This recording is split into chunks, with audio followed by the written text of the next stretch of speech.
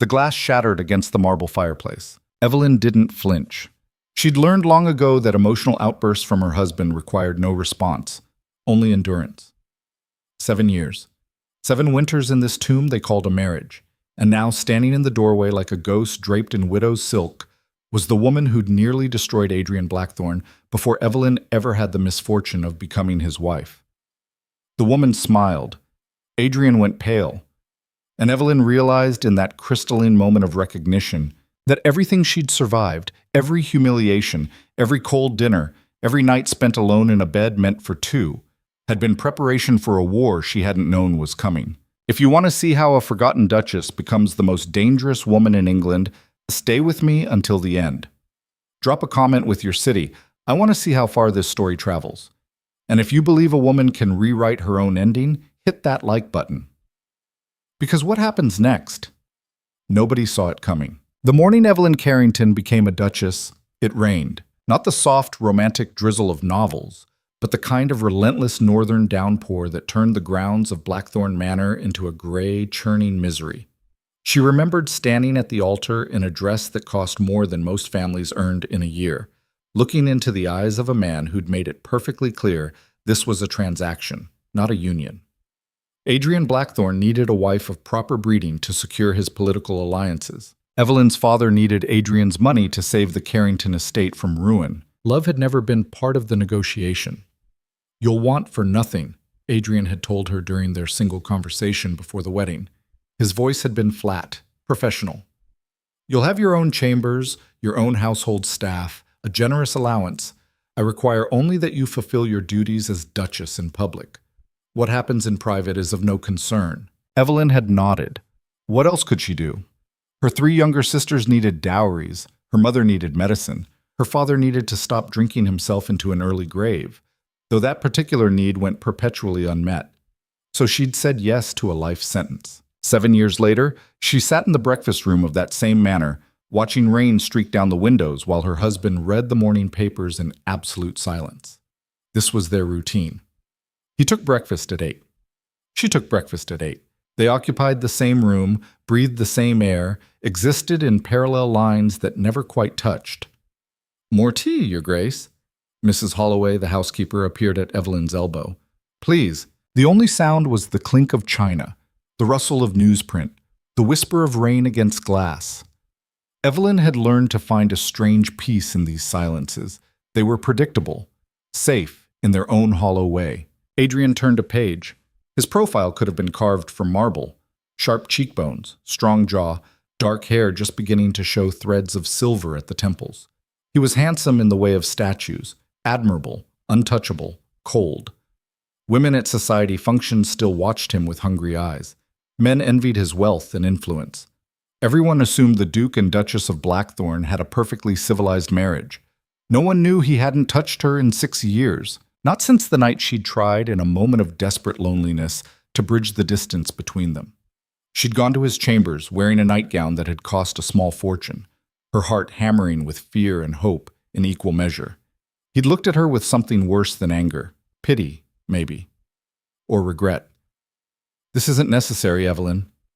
"I thought you thought wrong." He'd turned away, presenting her with his back. "We have an arrangement. Let's not complicate it with sentiment." She'd left without another word, and she'd never tried again.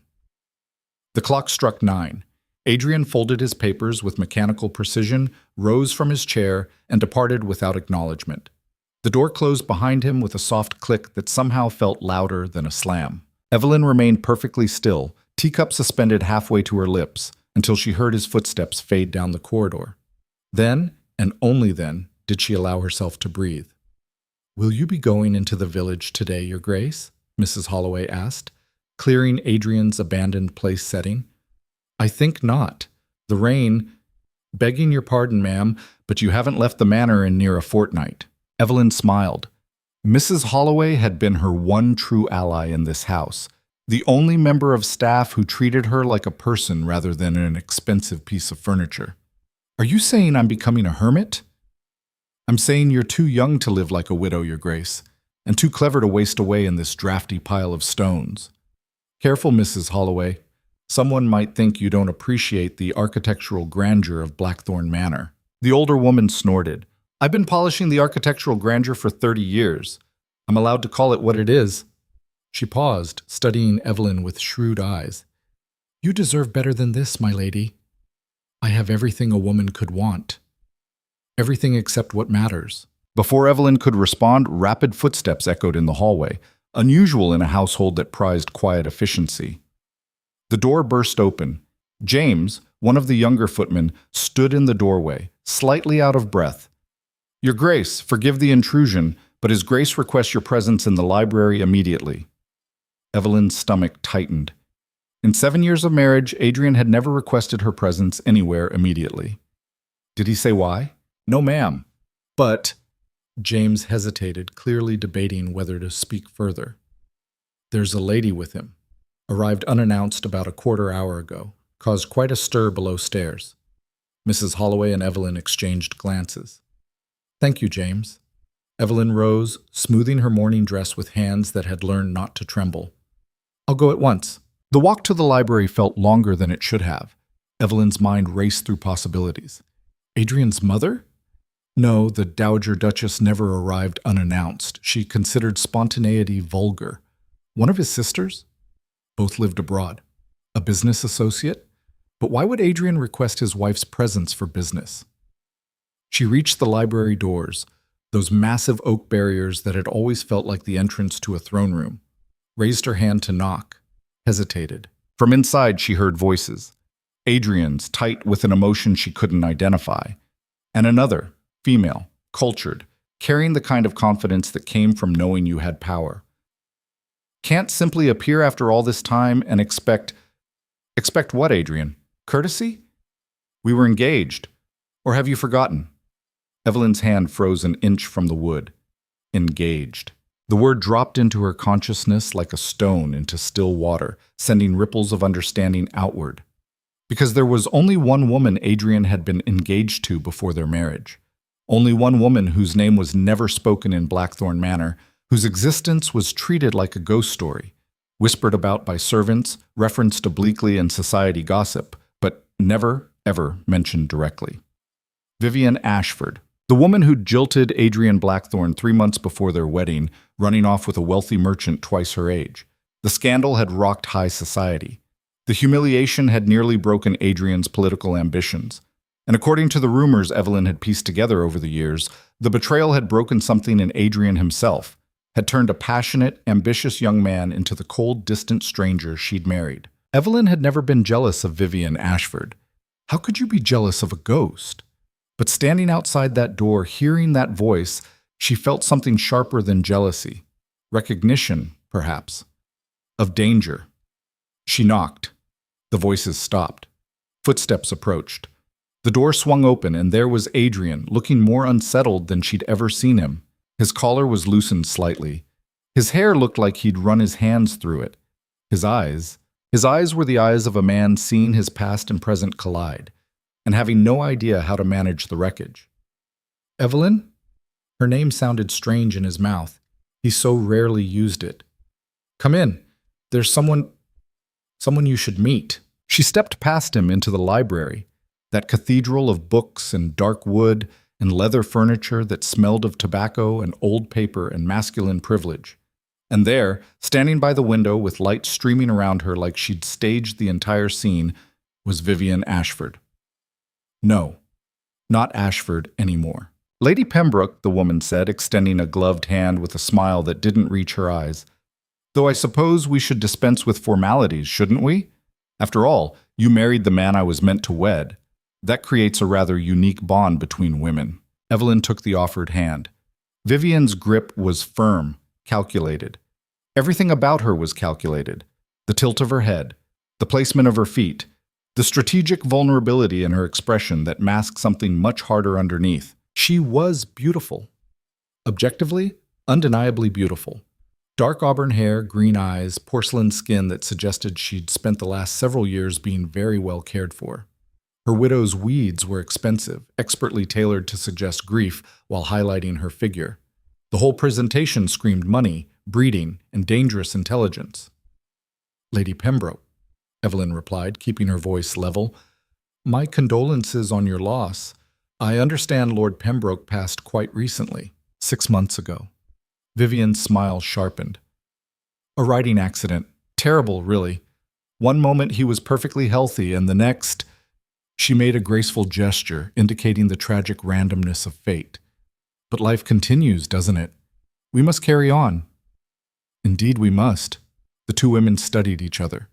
Adrian stood between them like a man caught in a vice, clearly uncomfortable with this meeting, but unable to prevent it. Vivian has returned to England, Adrian said, his voice carefully neutral. She'll be staying at her late husband's estate in Kent. She came to pay her respects.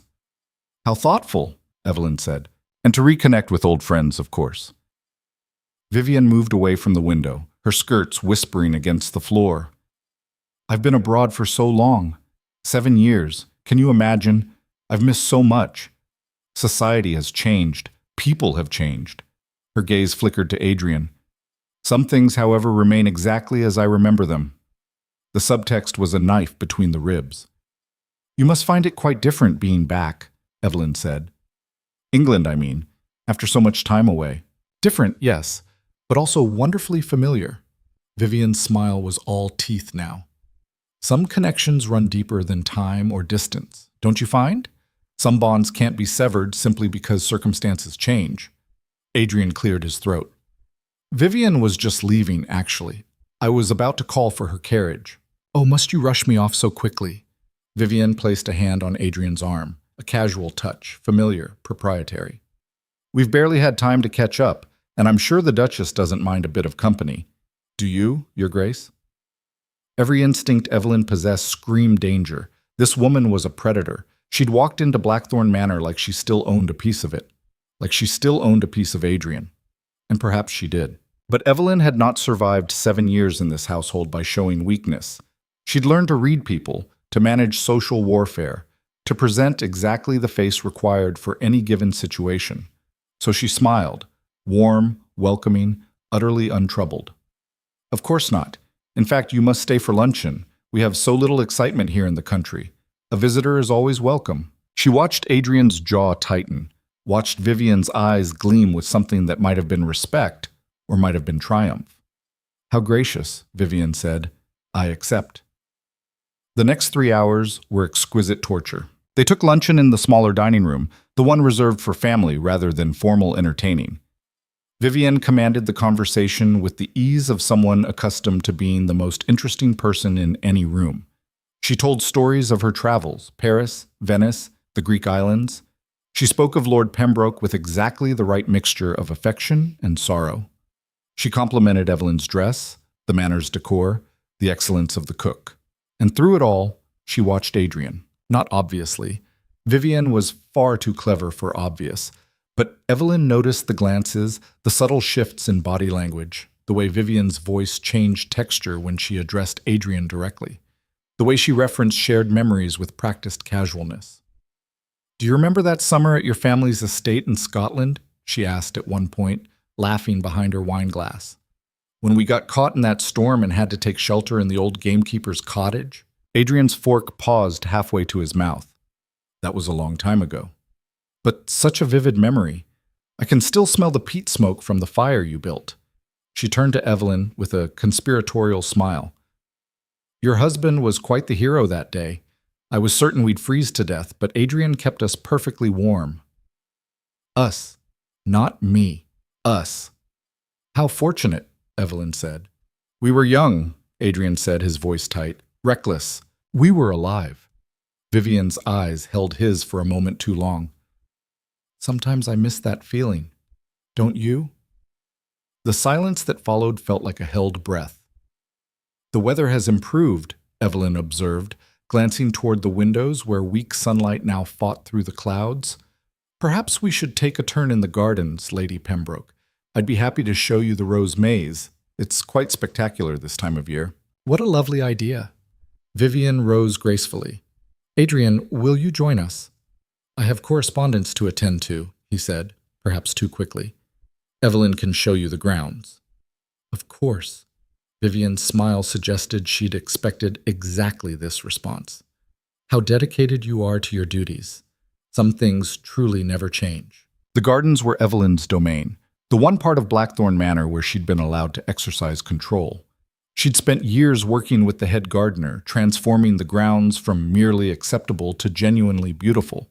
The rose maze was her particular pride, a complex pattern of hedges and flowering bushes that bloomed in rotating colors throughout the season. But as she walked beside Vivian down the gravel paths, she took no pleasure in the surroundings. "You've done remarkable work here," Vivian observed, trailing her fingers along a flowering hedge. "The gardens were quite neglected when Adrian and I were together. You have an artist's eye." "Thank you." Of course, gardens require constant attention, constant care. The moment you stop tending them, they begin to decay. Weeds creep in. Order dissolves into chaos. Vivian stopped, turning to face Evelyn directly. "Marriage is rather similar, don't you think?" "I wouldn't know," Evelyn said. "I've only had the one." Vivian laughed, a genuine sound, surprisingly warm. "I like you, Duchess. You have spine. I wasn't certain what I'd find when I came here. Some timid little thing, perhaps, grateful for whatever scraps of attention Adrian deigned to offer. But you're different. Is that why you're here? To assess the competition? Competition?" Vivian's eyebrows rose. "My dear Duchess, we're not competing. That would imply we're fighting for the same prize."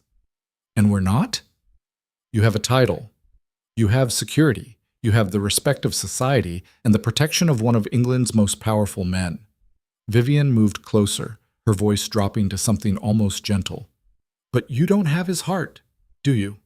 The words landed like a physical blow. "Adrian and I have an understanding," Evelyn said carefully. "An understanding? Yes. I've heard about these fashionable society marriages. Very civilized, very practical.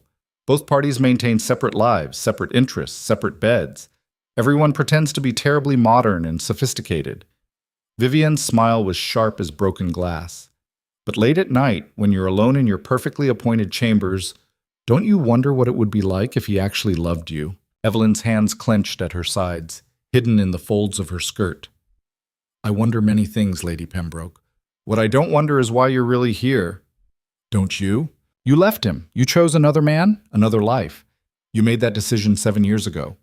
So either you're here because you regret that decision and want to reclaim what you abandoned, in which case you're delusional, because Adrian Blackthorn doesn't strike me as a man who makes the same mistake twice. Or—" Evelyn paused, studying Vivian's face. "Or you want something else entirely, something that has nothing to do with love and everything to do with power." For the first time, Vivian's mask slipped.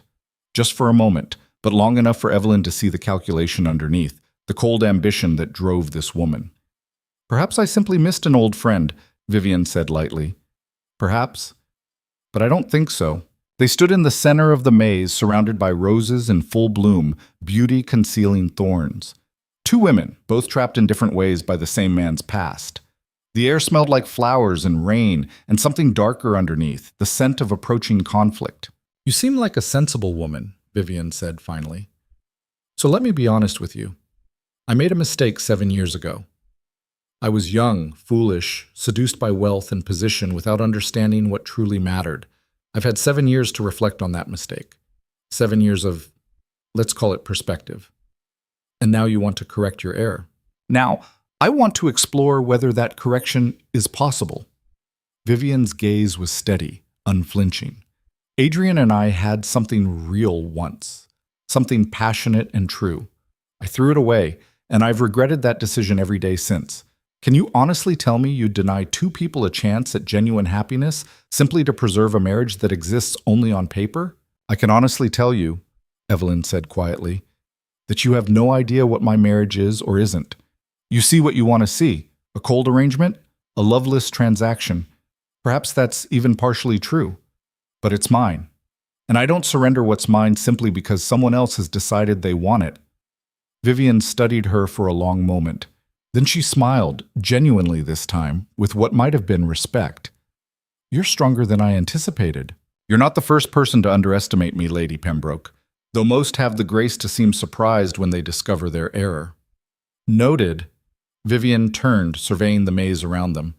"How do we get out of here?" "Follow me." The pattern's quite complex if you don't know the way. I imagine most things about Blackthorn Manor are complex if you don't know the way, Vivian murmured. They walked in silence back through the maze, Evelyn leading with confident turns through the hedges while Vivian followed. When they emerged into the open gardens, Adrian was there, standing on the terrace like he'd been watching for their return. His expression was unreadable. "Lady Pembroke's carriage is waiting," he announced. "Already? But we were having such a pleasant conversation."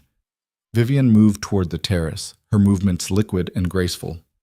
"Thank you for your hospitality, Your Grace. Both of you. It's been illuminating."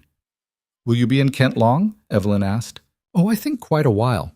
I've decided to fully settle Lord Pembroke's affairs, and there are so many old connections to renew, old friends to visit." She looked at Adrian. "I do hope you'll call when you're in town. We have so much to discuss. Business matters, you understand. Pembroke's estate borders several of your holdings." "I'll have my solicitor contact you," Adrian said stiffly. "How formal!"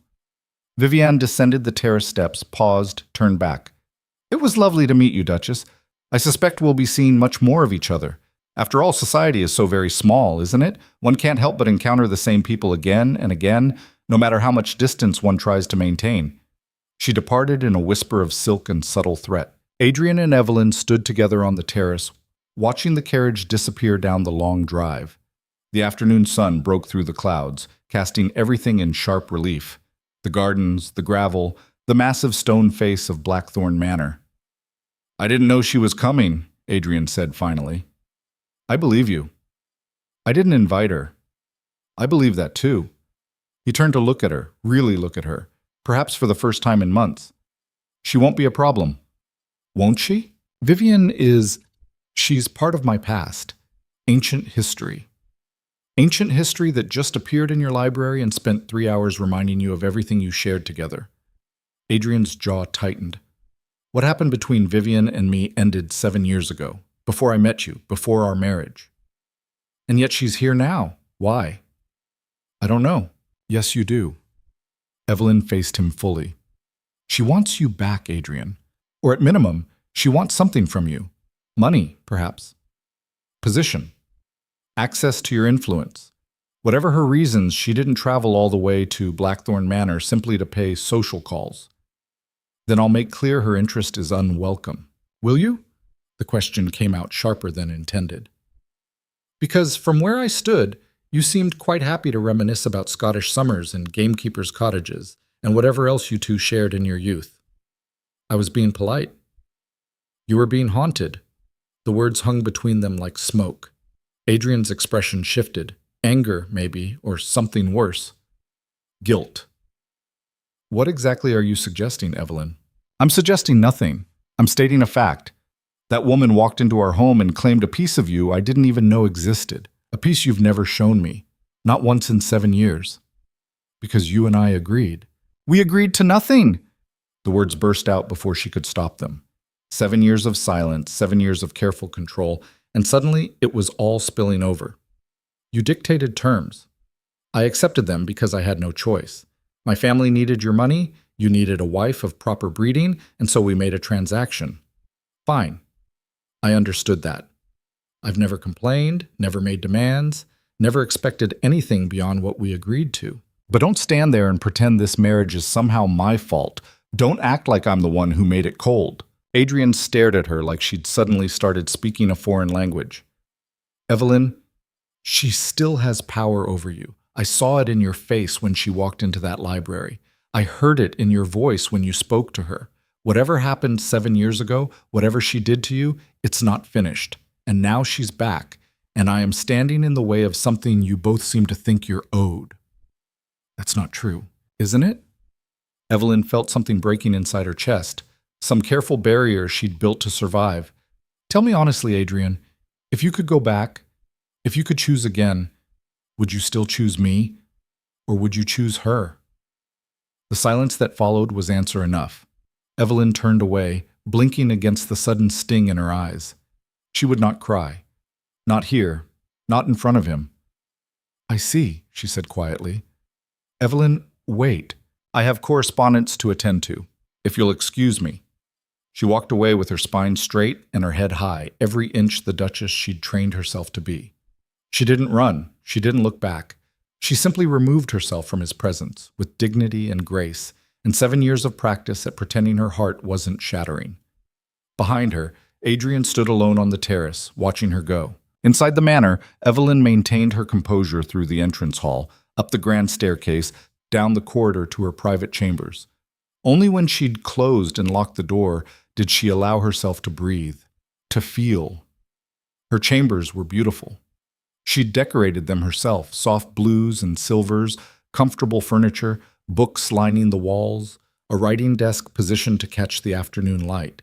Everything elegant, tasteful, perfectly arranged. Everything lonely. She crossed to the window, looking out over the gardens she'd so carefully cultivated. Her gardens, her domain. The only part of this life that was truly hers. A knock at the door startled her. "Your Grace?" Mrs. Holloway's voice. "I've brought tea." Evelyn unlocked the door. The housekeeper entered with a tray, took one look at Evelyn's face, and set the tea down with unusual force. "That woman," Mrs. Holloway said flatly. "She's trouble." "You heard?" "Servants always hear, ma'am, and what we heard was enough to curdle fresh milk." Despite everything, Evelyn almost smiled. "Your professional opinion?"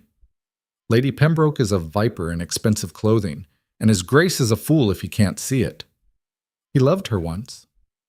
"Perhaps, but love 7 years past is just a ghost, Your Grace, and ghosts have no place in a living house." Evelyn sank into her chair, accepting the tea Mrs. Holloway poured.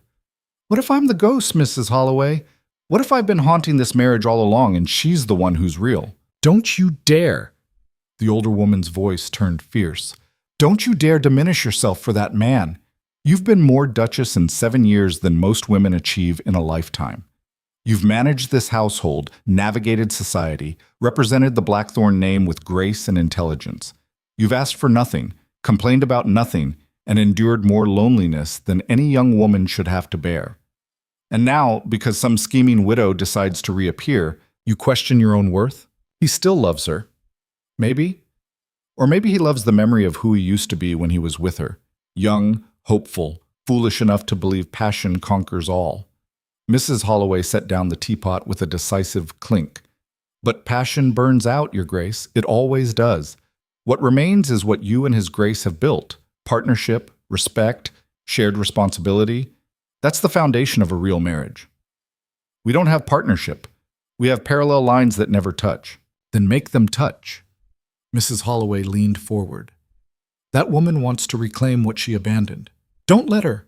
Fight for what's yours." "What if I don't know how?" "Then you learn." Evelyn looked up, meeting the housekeeper's steady gaze. "You think I should fight? Truly?" "I think you're stronger than you know. I think 7 years of silence has been preparation, not surrender. And I think Vivian Ashford made one crucial mistake when she walked into Blackthorn Manor today." "What's that?" "She underestimated the current Duchess of Blackthorn." Mrs. Holloway left shortly after, taking the tea tray and leaving Evelyn alone with her thoughts. The sun was setting now, painting the sky in shades of amber and rose. Somewhere in this vast house, Adrian was likely in his study, working through correspondence, pretending this afternoon hadn't happened. And somewhere in Kent, Vivian was probably planning her next move. Evelyn stood, crossed to her writing desk, and pulled out a sheet of heavy paper. She'd spent 7 years learning the rules of high society, understanding the intricate dance of reputation and influence that governed their world. She knew which families held power, which alliances mattered, which scandals could destroy a person overnight. If Vivian wanted war, Evelyn would give her war. But first she needed intelligence. She began to write. Not to Adrian. That conversation would come later when she'd armed herself with knowledge. Instead, she wrote to her sister Beatrice, who'd married into a prominent family and had connections throughout London society. If there were rumors about Vivian's return, Beatrice would know.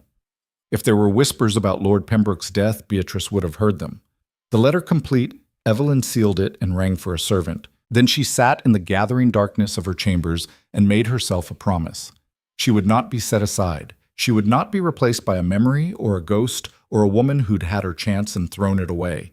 She had been the Duchess of Blackthorn for 7 years. She had earned that title through endurance, through grace under pressure, through managing a household and a name and a legacy that demanded perfection. Vivian Ashford had no idea what she was walking into. And Adrian Blackthorne was about to discover that the wife he'd ignored for 7 years was far more formidable than he'd ever imagined. The game had begun, and Evelyn Carrington intended to win. Beatrice's reply arrived 4 days later, and it was worse than Evelyn had anticipated. She broke the seal in her private sitting room, the morning light streaming through windows that overlooked the East Gardens. Mrs. Holloway had just brought fresh coffee. Evelyn had developed a taste for it over tea, finding the bitterness suited her mood lately, and the house was quiet in that particular way it had before Adrian emerged from his chambers. The letter was written in Beatrice's careful hand, but the content was anything but careful. Dearest Evelyn, I received your inquiry about Lady Pembroke with great interest and no small amount of alarm. I must tell you what I've learned, though I take no pleasure in being the bearer of such news. Vivian Ashford, as she was then, married Lord Pembroke under circumstances that were, even at the time, considered somewhat suspicious. She was 23, beautiful, charming, and utterly destitute after her family's financial collapse. Pembroke was 67, wealthy beyond measure, and, according to those who knew him, in excellent health despite his age. They married quickly, very quickly, some say within 3 weeks of meeting. Lord Pembroke's death 6 months ago has created quite the scandal in certain circles, though the authorities found no evidence of wrongdoing. A riding accident, they said. His horse supposedly spooked and threw him, breaking his neck instantly. But here's what makes people whisper, Evelyn. Pembroke hadn't ridden in over a decade due to a bad hip. His grooms swear the horses were never saddled that day. And Vivian inherited everything, the estate, the fortune, all of it, because Pembroke's children from his first marriage had been systematically cut from the will in the months following the wedding. There's more. 3 different sources have confirmed that Vivian has been making inquiries about Adrian. Discreet inquiries, mind you, but inquiries nonetheless. She's been asking about his financial holdings, his political connections, even the status of your marriage. Whatever her reasons for returning to England, they involve your husband. Be careful, dear sister. This woman is dangerous in ways that have nothing to do with romance or broken hearts. I fear she's hunting, and I fear you and Adrian are the prey. Evelyn read the letter twice, then held it over a candle flame until it caught fire. She watched it burn in the fireplace, Beatrice's warnings turning to ash. So, not just a woman seeking lost love. A predator with a pattern. A black widow who'd already claimed one wealthy husband and was now circling another. The question was, what did Vivian truly want? Adrian's heart? His fortune? Both? And the more pressing question, how far was Evelyn willing to go to stop her?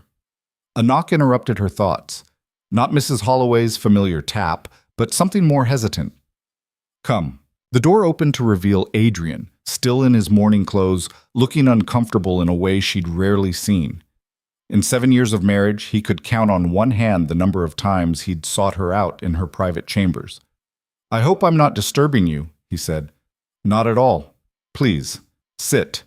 He remained standing. I wanted to discuss recent events. The matter of Lady Pembroke. Ah, yes, that matter. I've been thinking about what you said. On the terrace. About her having power over me.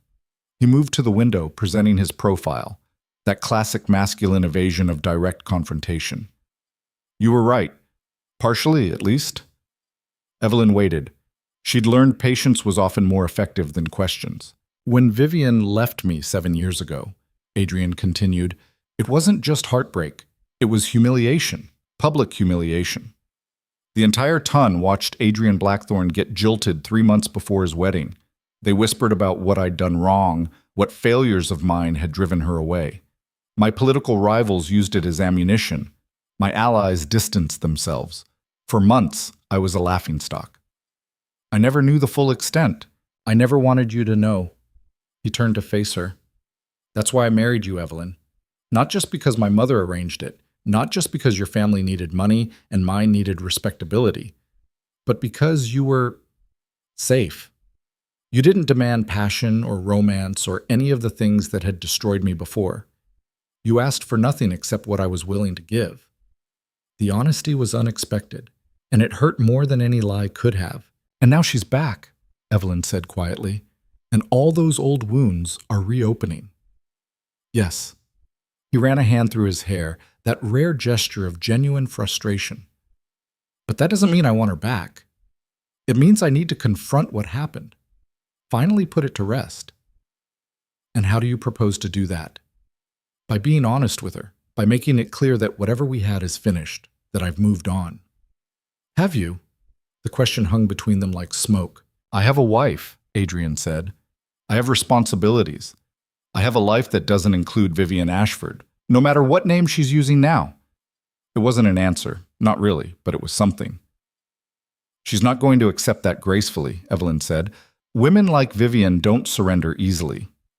Then I'll be less graceful in my refusal. Evelyn stood, crossing to where he stood by the window. They were close now, closer than they'd been in months.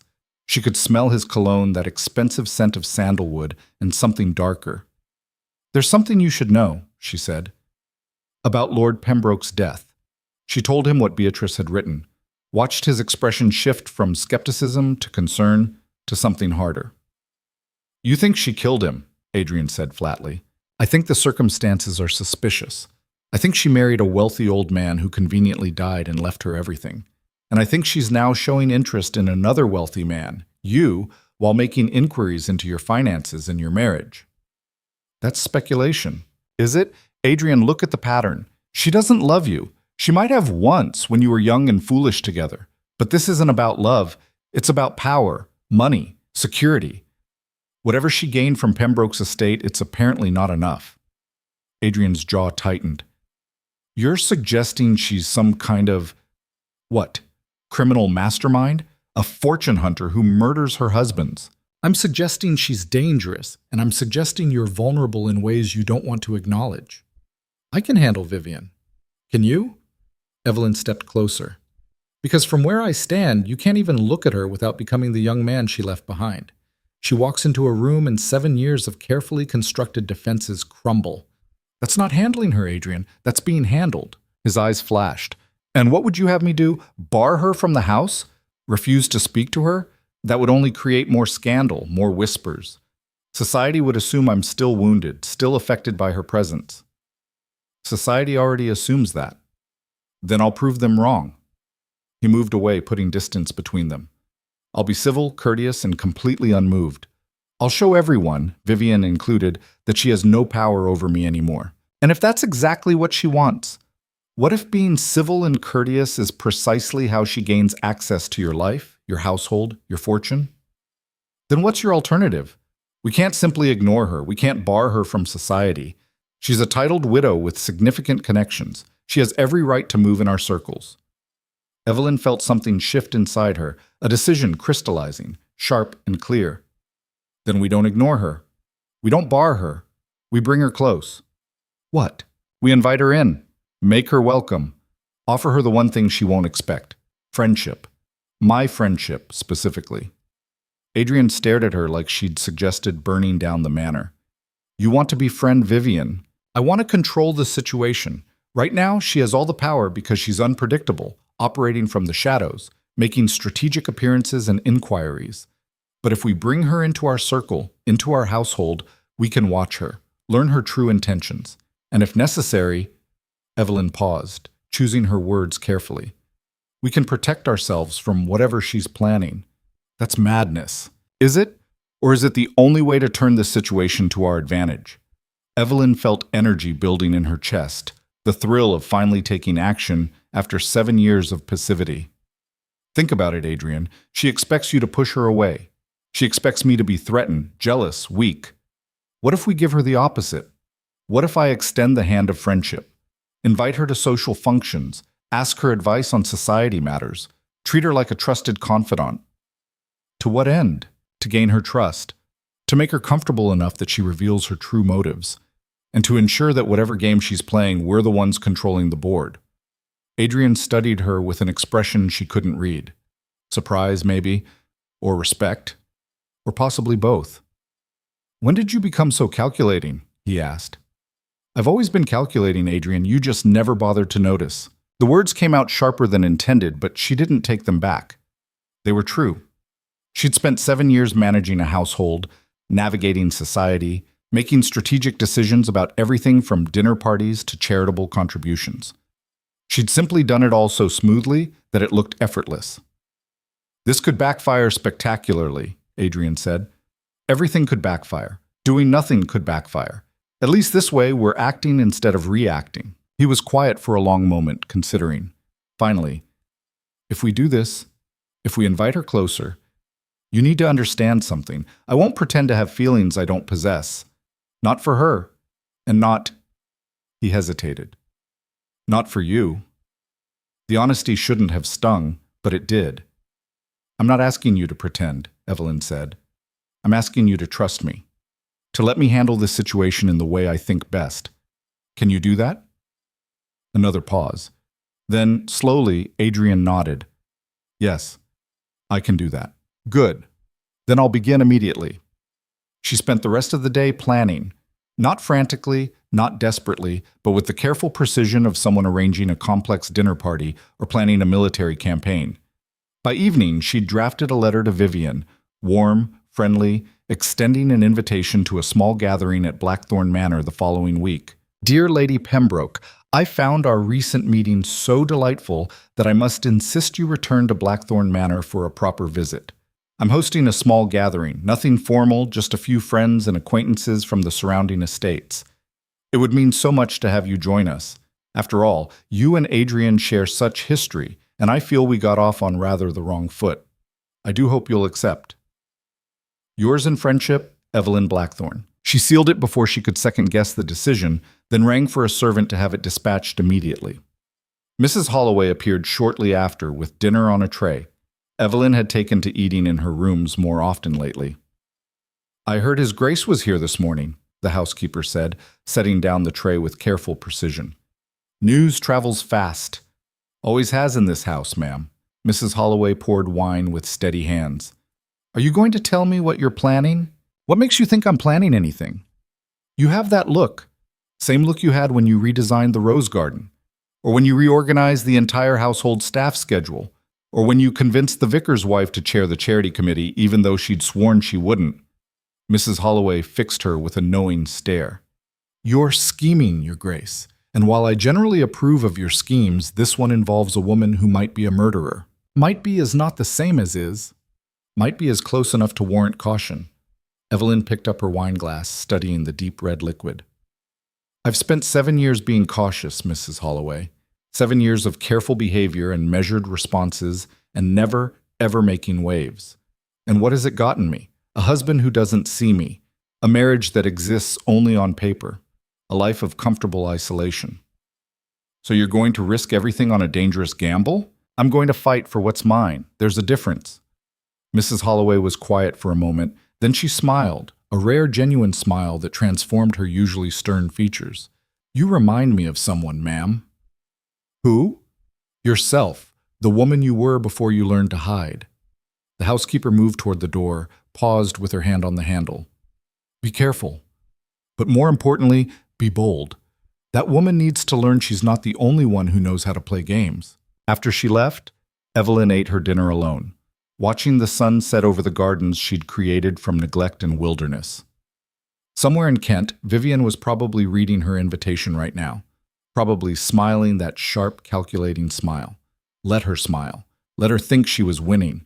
Evelyn had learned something important over the past few days.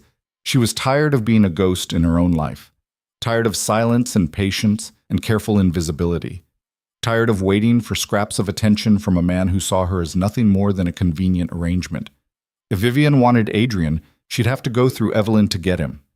And Evelyn had no intention of moving aside. The reply came the next morning. Vivian's handwriting was elegant, practiced, the script of someone who'd been trained in all the social graces. "Dearest Duchess, how wonderfully unexpected. I confess I anticipated a rather different reception after my somewhat abrupt arrival at Blackthorn Manor. Your graciousness does you credit. I would be delighted to attend your gathering. It will be such a pleasure to reconnect with old friends and make new ones. Until then, I remain your devoted friend, Vivian Pembroke." Devoted friend. The words were perfectly chosen, warm enough to seem genuine, formal enough to maintain proper distance. Evelyn recognized the technique because she used it herself in countless society correspondences. They were well matched, she and Vivian, both players in a game that most people didn't even realize was being played. The week that followed was a flurry of careful preparation. Evelyn planned every detail of the gathering with military precision: guest list, menu, seating arrangements, topics of conversation. She invited carefully chosen people, Lord and Lady Hartwell, whose estate bordered Blackthorn lands and who were known gossips; the Ashton twins, young and beautiful and desperate for titled husbands; Sir Reginald Morris, a widower who'd been making eyes at every unattached woman in 3 counties; and several others who would provide the perfect cover for what Evelyn was really doing, which was creating a stage. And Vivian was about to step onto it without realizing she was performing. Adrian noticed the preparations, of course. He found Evelyn in the drawing room 2 days before the gathering, reviewing the final arrangements with Mrs. Holloway. "This is more elaborate than you suggested," he observed. "I want to make a good impression." "On Vivian?" "On everyone." Evelyn dismissed Mrs. Holloway with a nod, then turned her full attention to her husband. "We haven't entertained in months. People will be watching to see how we handle Vivian's return. I want them to see a confident, united front, a duchess who isn't threatened by her husband's past." "And are you? Threatened?" "Terrified," Evelyn said honestly. "But I'm learning that fear and action aren't mutually exclusive. One can be frightened and still move forward." Something shifted in Adrian's expression. "I underestimated you." "Most people do. It's one of my greatest advantages." "And what exactly do you hope to accomplish with this gathering?" Evelyn moved to the window, looking out over the grounds where workers were setting up lanterns for the garden portion of the event. "I want to see how Vivian operates in a social setting, who she talks to, what she reveals, how she positions herself. I want to see if she makes mistakes when she's comfortable. And I want everyone in our circle to see that I'm not hiding, not running, not threatened by her presence." "You're making yourself a target." "I'm making myself visible. There's a difference." She turned back to face him. "The question is, will you support me in this? Or will you undermine me by treating Vivian like she's something precious that needs protection?" Adrian's jaw tightened. "I have no intention of protecting her." "Don't you? Every time you speak to her, you soften. Every time she references your shared past, you become the man you were 7 years ago. I need you to be the man you are now, the Duke of Blackthorn. My husband, not her lost love." "I don't love her." "Then prove it. Tomorrow night, when she walks into this house surrounded by witnesses, I need you to stand with me, not between us, not protecting her from me or me from her, with me." He held her gaze for a long moment. Then he nodded. "I can do that." "Good. Because if this goes wrong, we both suffer the consequences. And if it goes right, then we win, completely." The night of the gathering arrived with perfect weather, warm but not hot, clear skies, a gentle breeze that carried the scent of roses through open windows. Evelyn dressed with exceptional care, choosing a gown of deep emerald that brought out the green flecks in her hazel eyes. Her maid arranged her hair in an elaborate style that looked effortless, but had taken an hour to perfect. She looked like a duchess. She felt like a warrior. The guests began arriving at 7. Evelyn greeted each one with warmth and careful attention, making sure everyone felt welcome and valued. Lord Hartwell complimented the renovations she'd made to the drawing room. Lady Hartwell asked for her advice on dealing with a difficult gardener. The Ashton twins giggled and blushed and made eyes at Sir Reginald, who seemed equally charmed by both. Adrian stood beside her, playing his role perfectly, attentive but not effusive, cordial without being warm. They moved through the social rituals like dancers who'd practiced the steps 1,000 times. Vivian arrived fashionably late, of course. She swept into the drawing room in a gown of pale blue silk that made her look like something ethereal, not quite of this earth.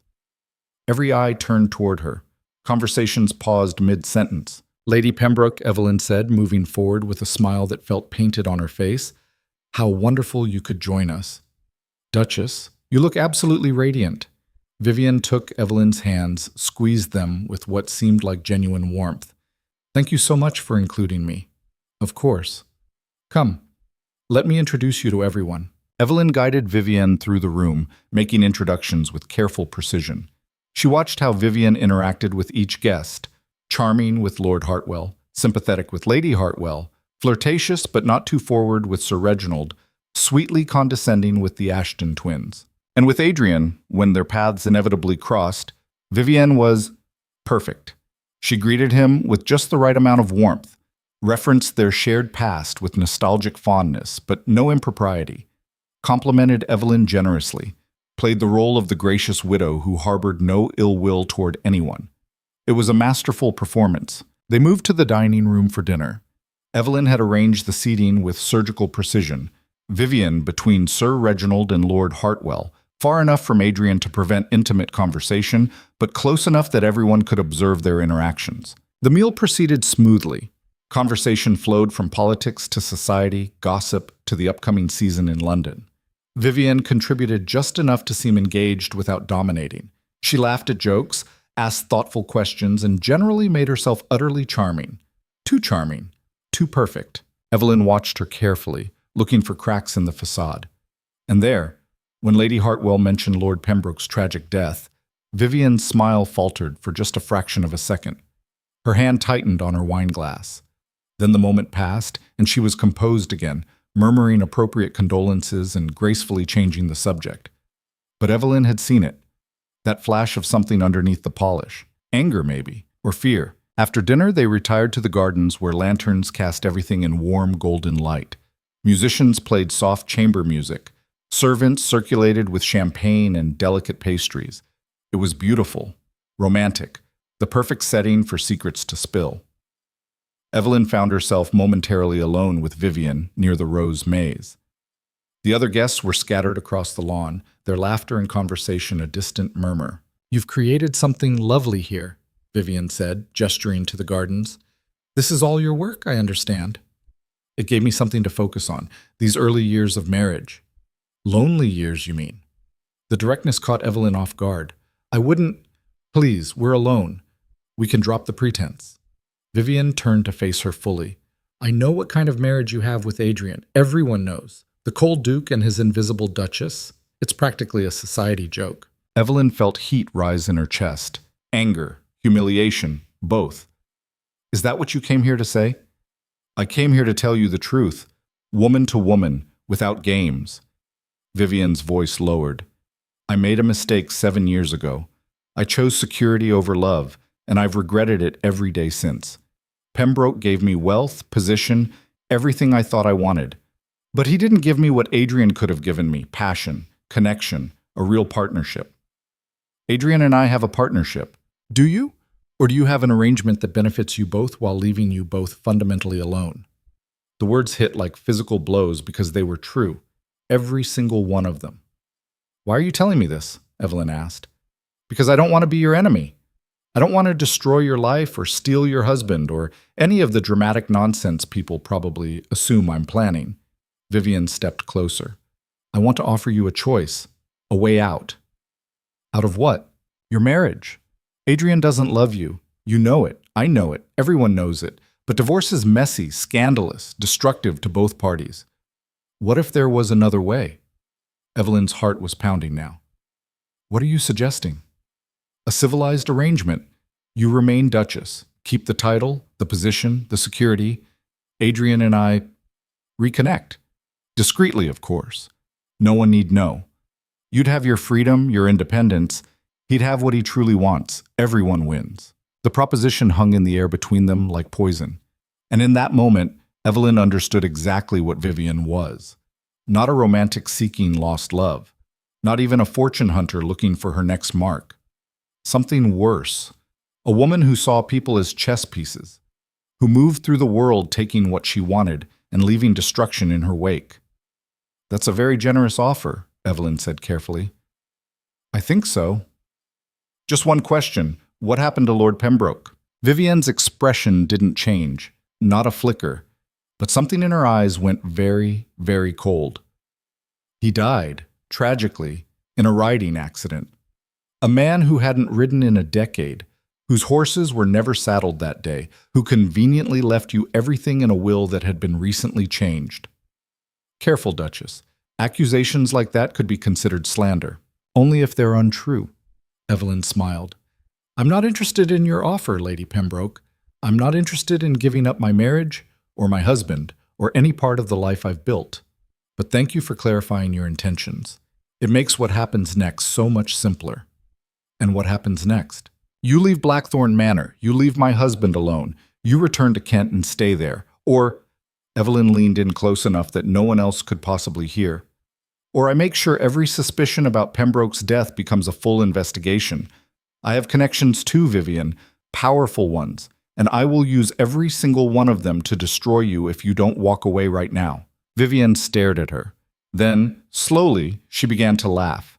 Not the polite society laugh she'd been using all evening, but something genuine, sharp and cold and utterly without humor. Oh, this is rich. The little mouse has teeth, after all.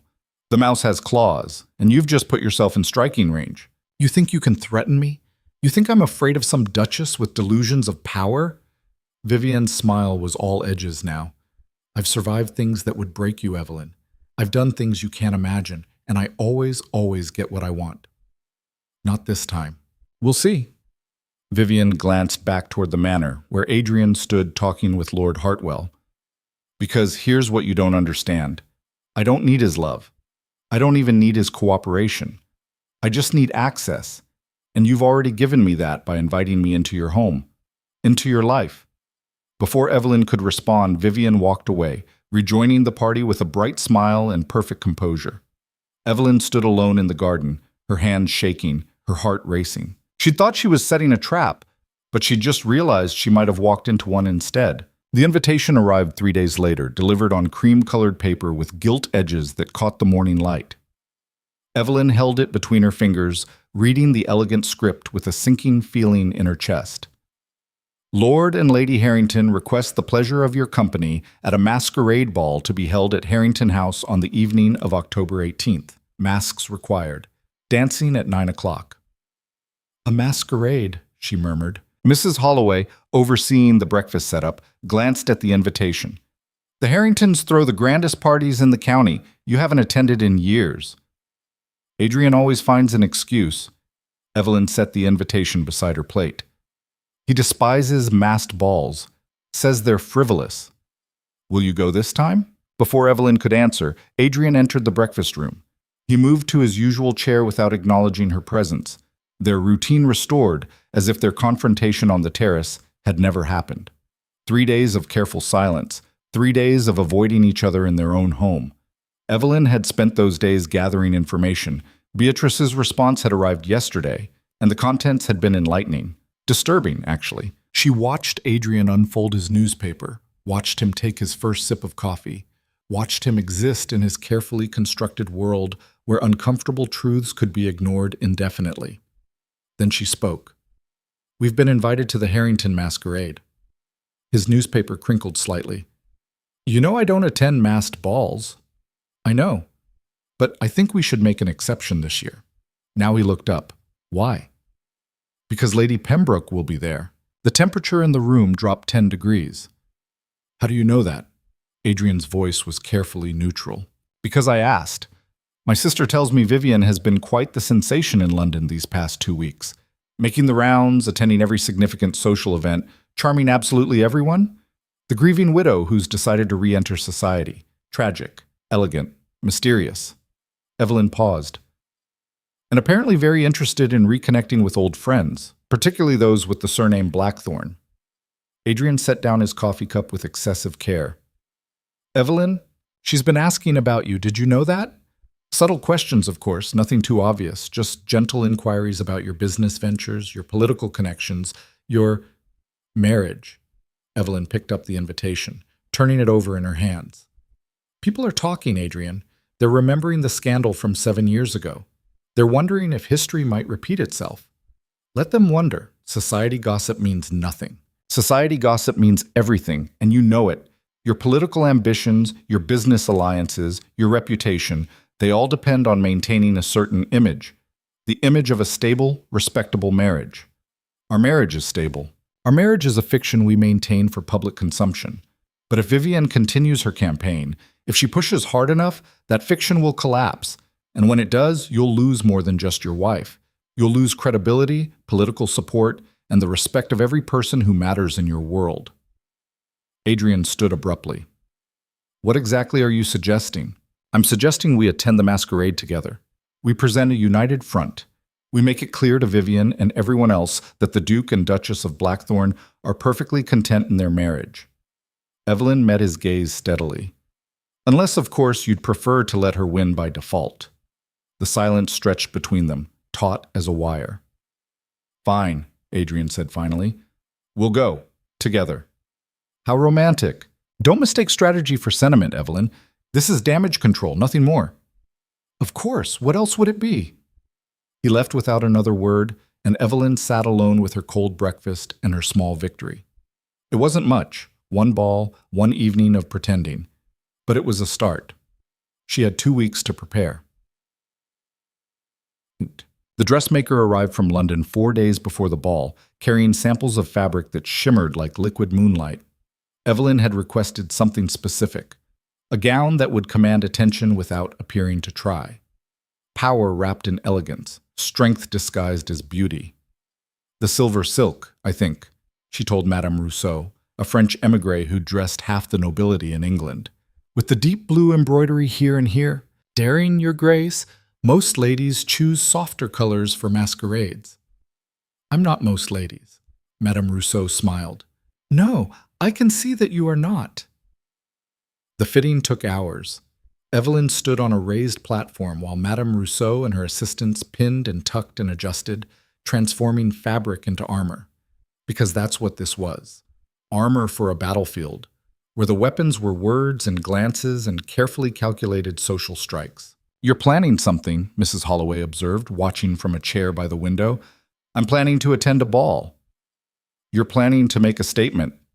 Evelyn caught her reflection in the full-length mirror, silver silk cascading down her frame, blue embroidery tracing patterns that suggested constellations, her dark hair pinned up to expose the column of her throat. She looked like someone else, someone dangerous. Maybe I am. Good. Mrs. Holloway's approval was fierce. That woman needs to understand she's not dealing with a simpering fool. She already knows that, but knowing and truly understanding are different things. The day before the ball, Beatrice arrived unannounced, sweeping into Blackthorn Manor with the energy of a summer storm. She was Evelyn's opposite in every way, blonde where Evelyn was brunette, outgoing where Evelyn was reserved, impossible to ignore where Evelyn had learned to blend into backgrounds. Let me see you, Beatrice demanded, pulling Evelyn into the drawing room and studying her with critical eyes. You look terrible. Thank you. I meant you look tired, strained, like you've been fighting a war single-handedly. Beatrice settled onto the sofa, arranging her skirts. Tell me everything. Your letter was frustratingly vague. So Evelyn told her. Not everything. Some humiliations were too private to share even with a sister. But enough. Vivienne's return, the garden confrontation, the weeks of subtle social maneuvering that had followed. Beatrice listened without interrupting, her expression growing darker with each revelation. That manipulative witch, she said finally. Do you know what they're saying in London? They're saying Lord Pembroke's death was suspicious, that he fell from his horse after years of being an expert rider, that Vivian inherited everything, his entire fortune, all the properties, complete control of his estate. People always gossip about wealthy widows. This is more than gossip. Charles, my husband, he knows people in Pembroke's circle. They say the marriage was troubled, that Pembroke had been planning to change his will, cut Vivian's inheritance significantly, and then, conveniently, he had his accident before those changes could be made legal. Evelyn felt ice slide down her spine. You think she killed him? I think she's capable of it, and I think you need to be very, very careful. Beatrice leaned forward. This woman doesn't just want your husband, Evelyn. She wants everything he has. The title, the wealth, the influence. And she's already proven she'll discard anyone who stands in her way. I'm not discarding easily. I know. That's why I came to help. Beatrice's smile turned sharp. Tomorrow night, we're going to remind everyone exactly who the Duchess of Blackthorn is. And we're going to make sure Vivian understands that she picked the wrong woman to threaten. That night, Evelyn couldn't sleep. She lay in her bed, staring at the ceiling, running through scenarios. What would Vivian do at the masquerade? What would Adrian do?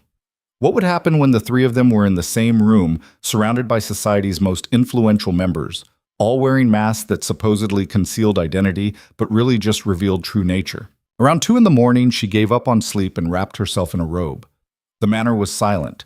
The servants long since retired. She walked through dark corridors, her bare feet silent on carpet and stone, until she found herself outside Adrian's study. Light showed beneath the door. She hesitated, hand raised to knock, remembering all the time she'd stood in this exact spot, wanting to bridge the distance between them and lacking the courage to try. 7 years of almost, 7 years of silence. She knocked. "Come in." Adrian sat behind his massive desk, papers spread before him, a glass of whiskey at his elbow. He looked up when she entered, surprise flickering across his face. "Evelyn, it's late." "I know. I couldn't sleep." She closed the door behind her, suddenly aware of how intimate this was. The two of them alone in the middle of the night, without the barriers of daylight and routine. "We need to talk, really talk, not just exchange strategic planning for tomorrow." He set down his pen. "What do you want to discuss?" "Vivian, what she meant to you, what she still means to you." "I told you." "You told me she was the past. But the past doesn't arrive uninvited and upend everything, Adrian. The past stays buried. She's here, now, and she's dangerous. I need to understand why." Adrian reached for his whiskey, took a long drink. When he spoke, his voice was rough. "When I was 24, I believed in love. Passionate, all-consuming, destroy you from the inside love. Vivian she was everything. Beautiful, intelligent, ambitious. We understood each other, or I thought we did. What happened?" Lord Pembroke happened. He was 53 years old, wealthy beyond measure, and dying. Everyone knew it. Cancer, the doctor said. 6 months to live, maybe a year. And Vivian, Adrian's laugh was bitter. She calculated her options. A young duke with potential versus an old lord with certainty. She chose certainty. "She told you this?" "She told me she loved me, but couldn't afford to love me." That's how she phrased it. Like love was a luxury item she couldn't fit into her budget. He finished the whiskey in one swallow. 3 months before our wedding, she married Pembroke. It broke something in me. Made me realize that love was just another transaction, another negotiation. So when your father approached me with a marriage proposal, when he explained the financial arrangement, I accepted. At least with you, I knew exactly what I was getting. No illusions, no pretense. "No love," Evelyn said quietly. "No love," he agreed, which seemed preferable to having it and losing it. She moved closer to the desk, studying him in the lamplight. 7 years married, and this was the most honest conversation they'd ever had. "You need to understand something," she said. "I didn't ask for this marriage any more than you did. I was 20 years old, terrified, sold off to save my family from financial ruin. I don't know what I thought. That maybe we could build something, find some kind of companionship at least. But you made it very clear that wasn't going to happen. I was protecting both of us. You were protecting yourself. I was just collateral damage." Adrian flinched. "You're right. You didn't deserve the coldness, the distance. I thought I was being honest, but I was just being cruel." "Why are you telling me this now?" "Because tomorrow night, we're going to face Vivian together. And you deserve to know what you're fighting against.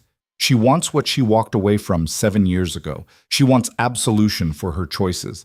She wants to prove that she can still have anything she desires, even if it means destroying you in the process." "Then we don't let her!" Adrian looked at her, really looked at her, perhaps seeing her clearly for the first time. "You've changed. When we married, you were quiet, accommodating. Now you're, angry?" Evelyn suggested. "Determined? Tired of being invisible in my own marriage?" "Formidable," he said. "You're formidable." Something shifted between them. Not love, they were too damaged for that, too cautious. But recognition, maybe. Understanding. "Tomorrow night," Evelyn said, "we need to be convincing. Can you do that? Can you pretend, at least for one evening, that you actually care about the woman you married?" "I do care about you." "No, you care about your reputation, your position, your carefully maintained image. I'm just the prop that makes it all work." That's not... Don't lie, Adrian. Not now. We've built 7 years on lies. Tomorrow we add one more to the pile. But at least let's be honest with each other in private. He stood, came around the desk. They were close now, closer than they'd been in years. Evelyn could smell the whiskey on his breath, see the exhaustion in his eyes, feel the tension radiating from his body. "What if it's not a lie?" he asked quietly.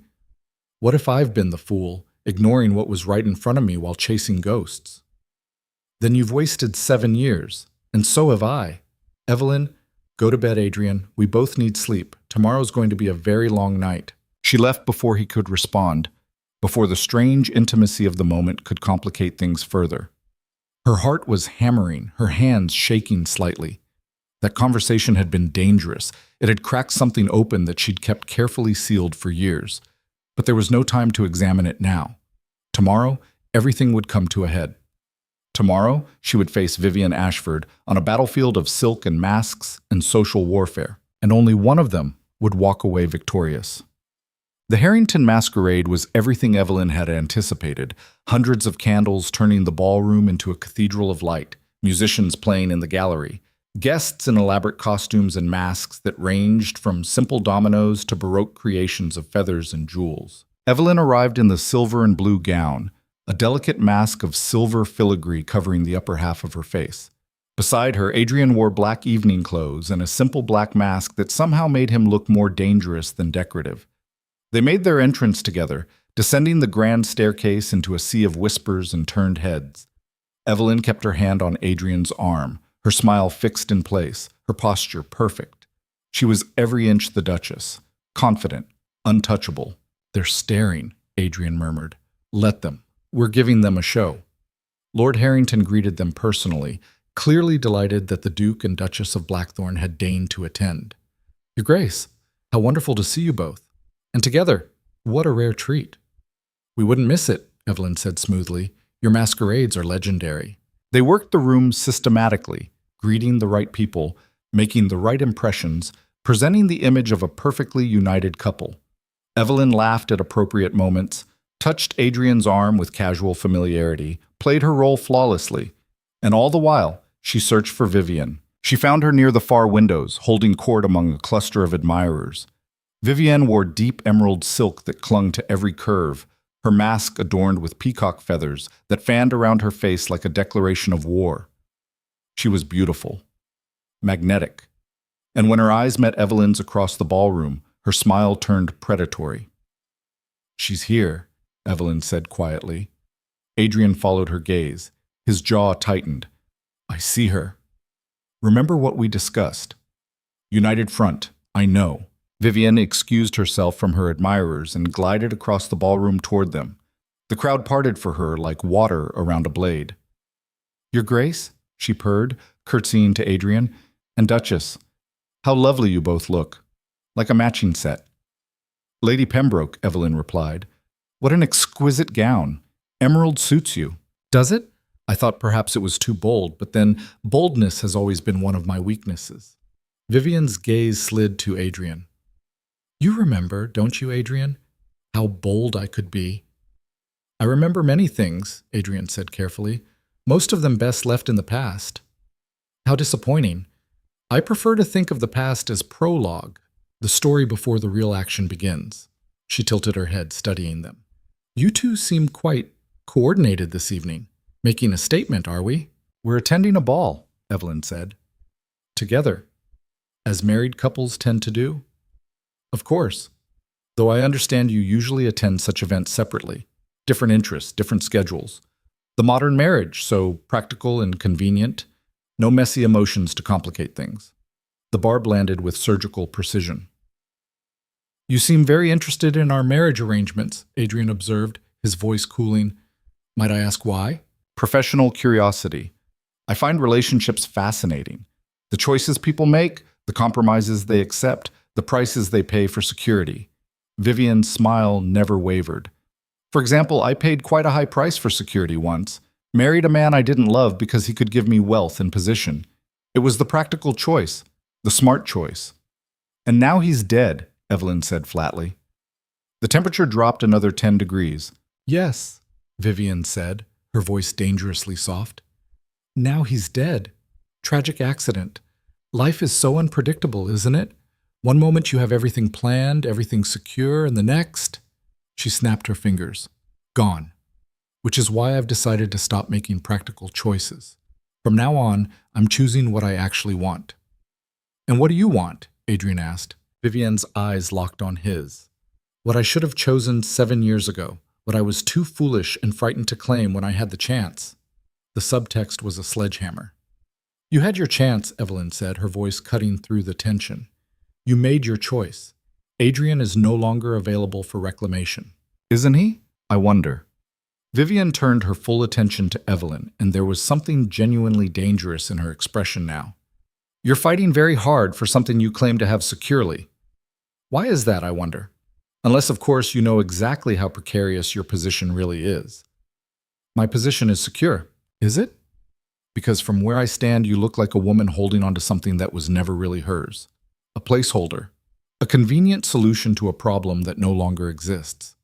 That's enough, Adrian said sharply. But Vivian wasn't finished. She leaned closer to Evelyn, her voice dropping to a whisper that only the three of them could hear. Do you know what he said to me? 7 years ago, the night before I married Pembroke, he came to my house, begged me to reconsider. He said he would love me until the day he died, that I was the only woman who would ever own his heart. She straightened, her smile triumphant. Has he ever said anything like that to you, Duchess? Or does he save his passion for women who actually matter? Evelyn's vision tunneled. Every carefully constructed defense, every wall she'd built to protect herself came crashing down in that moment. Because she knew, they all knew, that Vivian was telling the truth. Adrian's face had gone white. Evelyn, he started, but she was done. Done with humiliation, done with being the secondary choice, done with fighting for scraps of dignity in a marriage that had never wanted her. She pulled the mask from her face, meeting Vivian's gaze with absolute clarity. You're right, she said clearly, her voice carrying across the suddenly silent circle of people around them. He did love you. He probably still loves the memory of you. But here's what you need to understand, Lady Pembroke. Love is easy. It's dramatic and passionate and all-consuming. It burns bright and fast, and then it's gone. What Adrian and I have, it's harder than love. It's partnership. It's respect. It's 7 years of standing beside each other through everything that love can't survive. She turned to Adrian, and in that moment she made a choice. Not for him, for herself. Dance with me. What? Dance with me. Right now. In front of everyone. Show them, show her, that we are more than a transaction, that we are a team. Adrian stared at her like she'd lost her mind. Maybe she had. But she was tired of playing it safe, tired of being the obedient wife who never made waves. Please, she added softer. He took her hand. They moved to the dance floor, and the orchestra, sensing the drama, immediately shifted into a waltz. Adrian pulled Evelyn into his arms, closer than propriety strictly allowed, and they began to turn in time with the music. All around them, the ball watched. That was reckless, Adrian murmured. I'm tired of being careful. She's going to retaliate. You humiliated her in front of everyone. Good. Let her retaliate. Let her show everyone exactly who she really is. They moved together, finding a rhythm they'd never had before. Evelyn could feel every eye in the ballroom on them, could sense Vivian watching from the sidelines with fury radiating from her like heat. I meant what I said, Evelyn told Adrian, about partnership, about respect. I know you don't love me. I've accepted that, but I will not be discarded for a woman who threw you away like yesterday's garbage. I've earned more than that. You have, Adrian agreed. You've earned far more than I've given you. Then give me this. Just this. One dance where we're actually together. His arms tightened around her. One dance. They completed the waltz in silence, moving as one, presenting the image of unity that Evelyn had fought so hard to create. When the music ended, Adrian bowed, Evelyn curtsied, and the ballroom erupted in polite applause. But Evelyn's eyes found Vivian's across the crowd. The other woman's expression promised murder. The rest of the evening passed in a blur of forced pleasantries and mounting tension. Vivian disappeared for a while, then reappeared looking composed but with something sharp and jagged in her eyes. She didn't approach them again. She didn't need to. The damage was done, the battle lines drawn. Around midnight, Evelyn excused herself to the ladies' retiring room. She needed a moment alone, a moment to breathe without performing for hundreds of watching eyes. The retiring room was blessedly empty. She sank onto a velvet settee, pulled off her mask, and closed her eyes. That was quite a performance. Evelyn's eyes snapped open. Vivian stood in the doorway, blocking the exit. Get out. I don't think so. We need to have a conversation. Just the two of us. No audience. No pretense. Vivian moved into the room, closing the door behind her with a decisive click. She crossed to the mirror, studying her reflection with clinical detachment. You're cleverer than I anticipated, she said conversationally. Most women in your position would have crumbled by now. Run home crying, begged their husbands for reassurance, made themselves pathetic. But you fought back. I respect that, actually. I don't want your respect. No, you want Adrian, which is unfortunate because so do I. And unlike you, I have history on my side. I have passion. I have the memory of who he was before life made him cold and calculating. You made him cold and calculating, Evelyn shot back. You destroyed his ability to trust, to feel, to believe in anything real. And now you want to waltz back in and claim credit for surviving him? Vivian turned from the mirror. I want what's mine. He was never yours. You gave up that claim when you married another man. A mistake I've spent 7 years regretting. A mistake I intend to correct. By what? Seducing him? Convincing him that you've changed? That this time will be different? Evelyn stood, facing Vivian directly. He's not stupid. He knows exactly what you are. And what am I? A predator, a manipulator, possibly a murderer. The words hung in the air like poison gas. Vivian's expression didn't change. If anything, she smiled. Careful, Duchess. Accusations like that require proof, and you have none. I have enough. Lord Pembroke's suspicious death, your convenient inheritance, the timing of your return. You're not here because you love Adrian. You're here because you need his protection, his resources, his position. Pembroke's family is asking questions, aren't they? They're challenging the will. They're investigating the accident. She was guessing, extrapolating from fragments Beatrice had mentioned. But Vivian's eyes flickered, and Evelyn knew she'd hit close to the mark. Very clever, Vivian said softly, but still not proof. I don't need proof. I just need to plant enough doubt that Adrian sees you for what you really are. And if he doesn't? If he looks at me and sees the woman he loved instead of the monster you're trying to paint? Vivian moved closer, her voice dropping to something intimate and venomous. I broke his heart once. I can break yours twice as easily. I can take everything from you, your husband, your position, your dignity, and I will enjoy every moment of watching you fall. Try it, Evelyn said. Give me your best shot, because I'm done being afraid of you. For a long moment they stood face to face, two women fighting over the same broken man in a world that gave them few other weapons. Then Vivian laughed, a genuine sound, almost admiring. You know what? I think I will enjoy destroying you. It'll be so much more satisfying now that you've shown some spine. She swept past Evelyn, paused at the door, looked back. This isn't over, Duchess. This is just beginning. The door closed, and Evelyn was alone. Her hands were shaking, her breath came in short gasps, but underneath the fear was something else, something fierce and unyielding. Vivian had made a critical error tonight. She'd shown her cards too early, revealed too much of her true nature. And more importantly, she'd underestimated Evelyn's determination to fight. Evelyn returned to the ballroom 15 minutes later, her composure restored, her mask back in place. She found Adrian standing near the terrace doors, looking exhausted and troubled. We need to leave, he said quietly, before this situation escalates further. It's already escalated. Vivian cornered me in the retiring room. His expression darkened. What did she say? She threatened me. Made it clear she intends to destroy our marriage and take everything I have. Evelyn paused.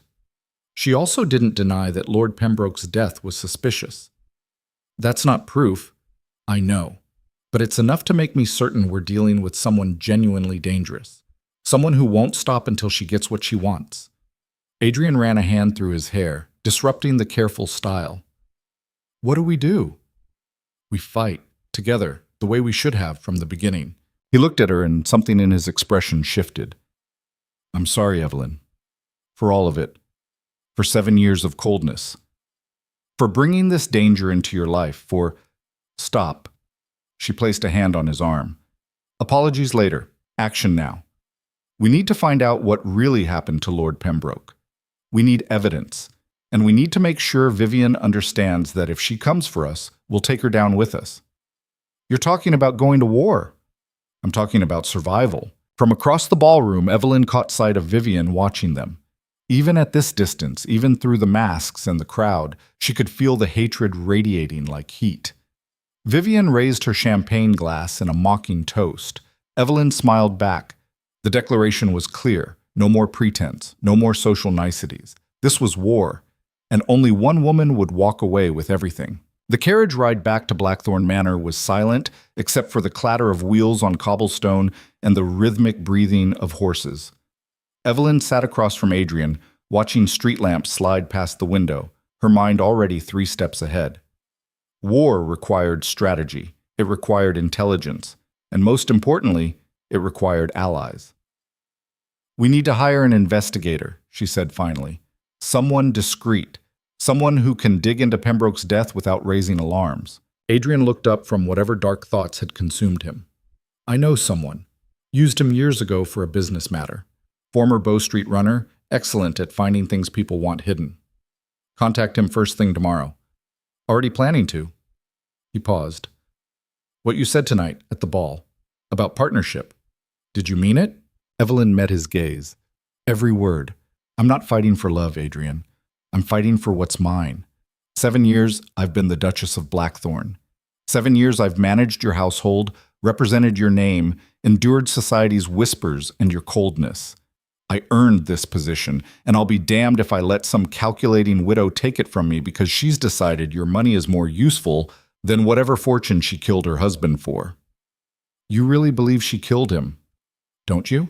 Adrian was quiet for a long moment. Yes, I think I do. The woman I knew 7 years ago was ambitious, ruthless when it came to getting what she wanted. But this, he shook his head, this is something darker. She's changed. Or maybe you're finally seeing who she always was. The carriage pulled through the gates of Blackthorn Manor. As they descended, Adrian offered his hand. Evelyn took it, and for the first time in years, the gesture didn't feel like performance. It felt like alliance. Inside, Mrs. Holloway was waiting, despite the late hour. She took one look at Evelyn's face and nodded sharply. I'll have tea sent to your chambers, Your Grace, and perhaps something stronger. Just the tea, thank you. But when Evelyn reached her room, she found Beatrice already there, curled on the settee with a book she clearly wasn't reading. Finally, Beatrice said, tossing the book aside. Tell me everything. The gossip was already flying before I left, people saying you publicly claimed Adrian in front of his old flame, that there was some kind of confrontation. What happened? Evelyn sank into the chair across from her sister and told her everything. The dance, the confrontation in the retiring room, Vivian's thinly veiled threats. Beatrice listened without interrupting, but her expression grew progressively darker. She needs to be destroyed, Beatrice said flatly when Evelyn finished. Not just defeated. Destroyed. Her reputation shredded, her ambitions crushed, her name turned to poison. That's what I intend to do. Good, because I brought you something. Beatrice pulled a folded letter from her reticule. From Lady Catherine Fairmont. Do you know her? Pembroke's sister. Exactly. She reached out to me after hearing I was your sister, asked if we could meet. We had tea yesterday, and Evelyn. Beatrice's voice dropped. She doesn't believe her brother's death was an accident. She's been trying to investigate, but as a woman, her access is limited. The authorities won't take her seriously, Pembroke's solicitors won't share information, and Vivian has blocked her from examining any of the estate records. Evelyn took the letter with trembling fingers. What does she want? Justice. And she's willing to help us get it. She knows things, Evelyn. About Vivian's marriage to her brother, about the arguments, about Vivian's relationship with the stable master who claimed to witness the accident. The stable master? Young man, 23, started working at the Pembroke estate 6 months before Lord Pembroke died. Lady Catherine says her brother didn't trust him, was planning to dismiss him.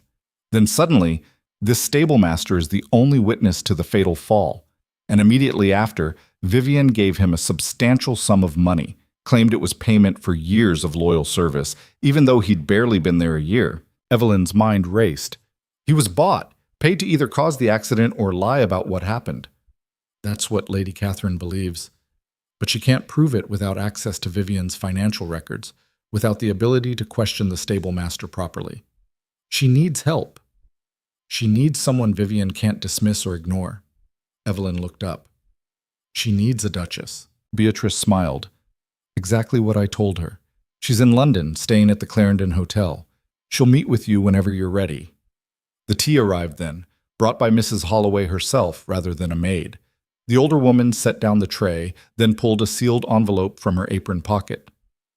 This came for you earlier, Your Grace, hand-delivered by a street urchin, no return address. I thought it prudent to wait until you returned before mentioning it. Evelyn broke the seal. Inside was a single sheet of paper, the handwriting elegant and familiar. You made a mistake tonight, confronting me publicly. You think you've claimed your territory, marked your ground. All you've done is paint a target on your back. I offered you a dignified exit. You could have retreated quietly, maintained some shred of dignity. Now I'll take everything from you, piece by piece, until you're left with nothing but the memory of what you threw away defending a man who will never love you. Consider this your final warning. Back down or be destroyed. V. Evelyn passed the letter to Beatrice, who read it and then promptly threw it into the fireplace. Threatening letters, Beatrice said. How theatrical. She really does think she's invincible. She's been invincible, Mrs. Holloway observed, pouring tea with steady hands. Wealthy widow, beautiful, charming. Who's going to challenge her? Who has the resources or the social position or the sheer stubborn will to take her on? We do, Evelyn said quietly.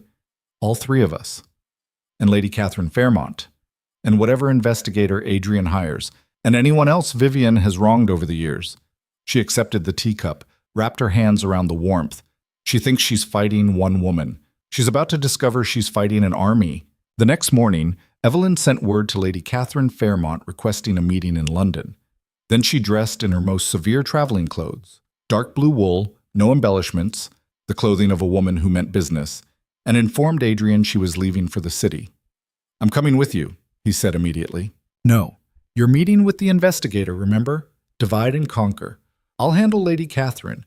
You handle digging into the stablemaster's background. We'll compare findings tonight. Evelyn, it's not safe. If Vivian finds out you're working with her late husband's sister, then she finds out. Let her see me building alliances. Let her understand that intimidation won't work. Adrian looked like he wanted to argue, but something in her expression must have convinced him. Take Jonathan with you. And the closed carriage. I don't want you traveling alone. Agreed. The journey to London took 4 hours. Evelyn spent it reading through everything Beatrice had gathered about Vivian's marriage. Society pages, financial notices, the few letters Lady Catherine had managed to save from her brother. By the time the carriage rolled into London's crowded streets, she had a clearer picture of Vivian's last 7 years. The marriage had been troubled from the start. Lord Pembroke, despite his wealth, had been controlling and suspicious. Vivian had spent money lavishly, entertained constantly, traveled extensively, always claiming it was necessary for her health, her spirits, her social obligations. Pembroke had grown increasingly resentful of the expenses, had started questioning her activities, her friendships, her late-night entertainments. 6 months before his death, he'd consulted with solicitors about changing his will. 3 months before his death, he'd discovered Vivian in a compromising situation with the stablemaster. 1 week before his death, he'd told his sister he was planning to divorce Vivian and cut her off completely. Then came the accident, and all those plans died with him. Lady Catherine Fairmont was waiting in a private sitting room at the Clarendon Hotel when Evelyn arrived. She was in her late 40s, handsome rather than beautiful, with intelligent eyes, and the bearing of someone who'd spent her life managing difficult situations. Your Grace, Lady Catherine rose, extending both hands in greeting. Thank you for coming. I realize this puts you in a delicate position. Lady Pembroke put me in a delicate position when she decided to target my husband, Evelyn replied. I'm simply responding accordingly. Lady Catherine's smile was grim. I like you already. Please sit. I've ordered coffee. I know it's unfashionable, but I can't stand weak tea when discussing murder." They settled into chairs by the window. Lady Catherine poured coffee from a silver pot, her movements precise and controlled. "My brother was not a perfect man," she began without preamble. "He was arrogant, controlling, obsessed with his legacy. But he didn't deserve to die the way he did. Thrown from his horse, neck broken, left lying in the mud while his wife and her lover pretended to grieve." "You have proof they were lovers?" "I have a letter. Found it hidden in my brother's desk after his death. Must have taken it from Vivian's things during one of their arguments. It's from the stable master, Thomas Garrett is his name, declaring his devotion, making plans for when the old man is finally gone." Lady Catherine pulled a crumpled paper from her reticule. "I've kept it safe. The solicitors wouldn't consider it evidence, said it proved nothing about the accident itself, but it establishes motive." Evelyn took the letter, reading the flowery prose and badly disguised implications. This is enough to destroy her reputation if it became public, but not enough to prove murder. That's what I need your help with. Vivian has covered her tracks well. The servants are terrified of her. The estate records are locked away. Thomas Garrett has disappeared to parts unknown with his blood money. I need someone with resources, with social power, with the ability to push doors open that remain closed to me. "What exactly do you want me to do?" Lady Catherine leaned forward. "Find Thomas Garrett, get him to confess what really happened, and help me break open Vivian's financial records to show the payments, the bribes, the trail of money that proves this wasn't just an affair gone wrong, but a calculated murder. That could take months, and Vivian won't sit idle while we investigate. I know, which is why we need to move quickly and quietly, before she realizes we're working together." But they were already too late for quiet. When Evelyn returned to her London townhouse that evening, Adrian maintained a residence in the city for business purposes. She found chaos. Servants in distress, Adrian's face white with fury, and a small crowd of neighbors gathered on the street, whispering and pointing. "What happened?" Evelyn demanded, pushing through the crowd. Adrian pulled her inside, practically dragged her into the drawing room. "Vivian happened. She sent a package, had it delivered in broad daylight with half the street watching." On the table sat a wooden box, open, revealing its contents. Letters, dozens of them, tied with ribbon. Evelyn's hand shook as she picked one up, recognizing her own handwriting. "These are mine. Letters I wrote to my family before we married. How did she get them?" "Keep reading." Evelyn opened one, scanning the contents. It was harmless. Talk of her fears about the marriage, her worries about leaving home, her hopes that perhaps Adrian might learn to care for her.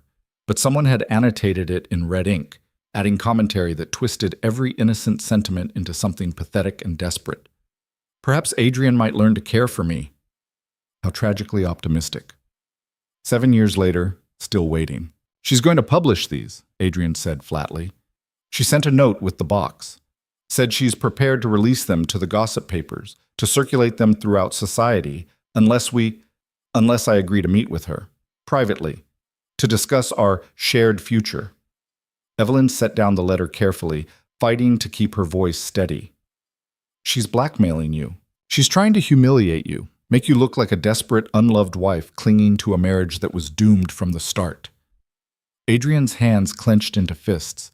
"She thinks this will break you, force you to step aside quietly to avoid the scandal.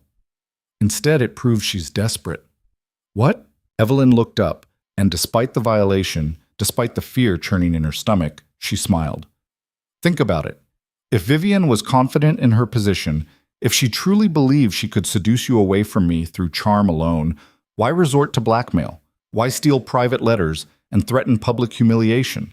She's doing this because the masquerade didn't go the way she planned.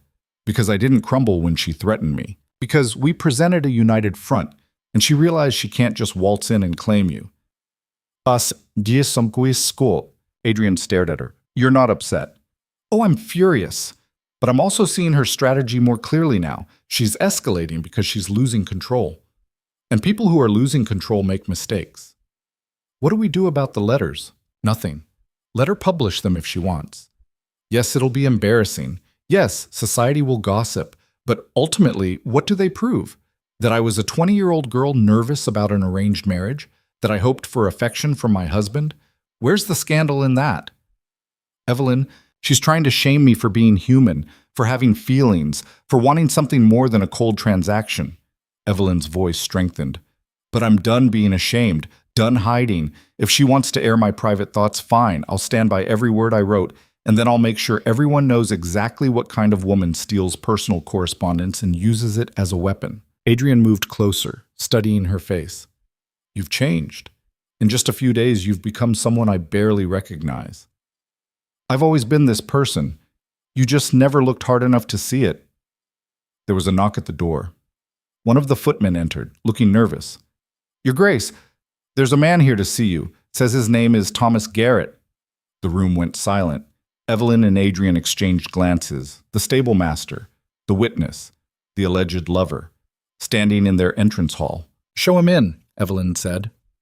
Thomas Garrett was younger than she'd expected, 23 at most, with the broad shoulders of someone used to physical labor, and eyes that couldn't quite meet hers. He stood in the doorway, twisting his cap between his hands, looking like he wanted to bolt. Your Grace, your Graces, I mean, both of you. He swallowed hard. I need to talk to someone, need to tell the truth about what happened, before she finds me. Lady Pembroke? Aye. She's been sending people looking for me, offered more money to keep quiet, then started threatening when I wouldn't take it. I've been hiding in London, but I can't keep running forever, and his voice cracked, I can't live with what I did, what she made me do. Adrian gestured to a chair. Sit. Tell us everything. Thomas collapsed into the chair like a puppet with cut strings. His story spilled out in fragments, how Vivian had seduced him, promised him money and a future if he helped her, convinced him that Lord Pembroke was cruel and abusive, that freeing her from the marriage was almost noble, how she'd given him doctored grain to feed Pembroke's favorite horse, grain laced with something that would make the animal bolt and throw its rider, how he'd watched from the stable while Pembroke died, knowing he'd been complicit in murder. She said it would look like an accident, that no one would question it because horses spook all the time. And for a while that was true. Everyone believed it was just bad luck. Thomas looked up, his eyes red-rimmed. But then Lady Catherine started asking questions, and Vivian started getting nervous. She paid me to leave, to disappear. But the money, it doesn't help. I can't sleep, can't eat, keep seeing his face. Why come to us? Evelyn asked quietly. Because I heard she's after the Duke now. Heard she's planning something, and I thought maybe if I told the truth, if I helped stop her before she hurt someone else, maybe I could. He couldn't finish. Maybe you could atone, Adrian finished. Thomas nodded miserably. Evelyn looked at Adrian. This was it, the evidence they needed. But getting a confession was one thing. Making it stand up in court was another. Will you testify? She asked.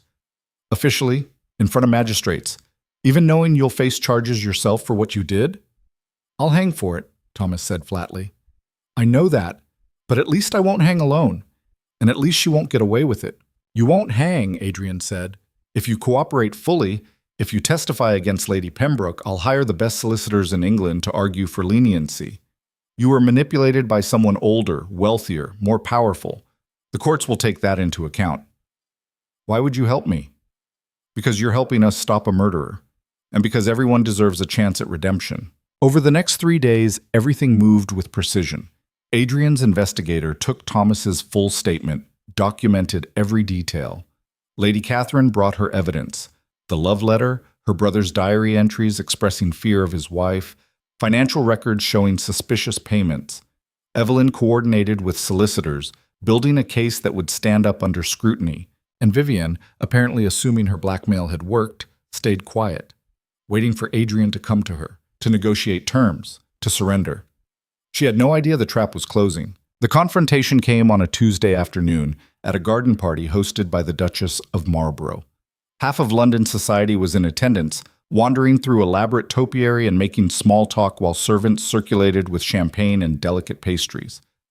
Evelyn arrived with Adrian, both dressed impeccably, presenting the image of a perfectly united couple. Vivian was already there, holding court near the fountain, laughing at something Lord Ashford said while her hand rested possessively on his arm. She looked triumphant, confident, like she'd already won. Then she saw Evelyn and Adrian approaching together, and her smile faltered. Your Grace, she said coolly. How unexpected. I thought you'd be too embarrassed to show your face in society after, well, recent events. You mean the letters you stole? Evelyn's voice carried clearly across the garden. People nearby stopped their conversations, turning to listen. The private correspondence you threatened to publish unless my husband agreed to meet you alone?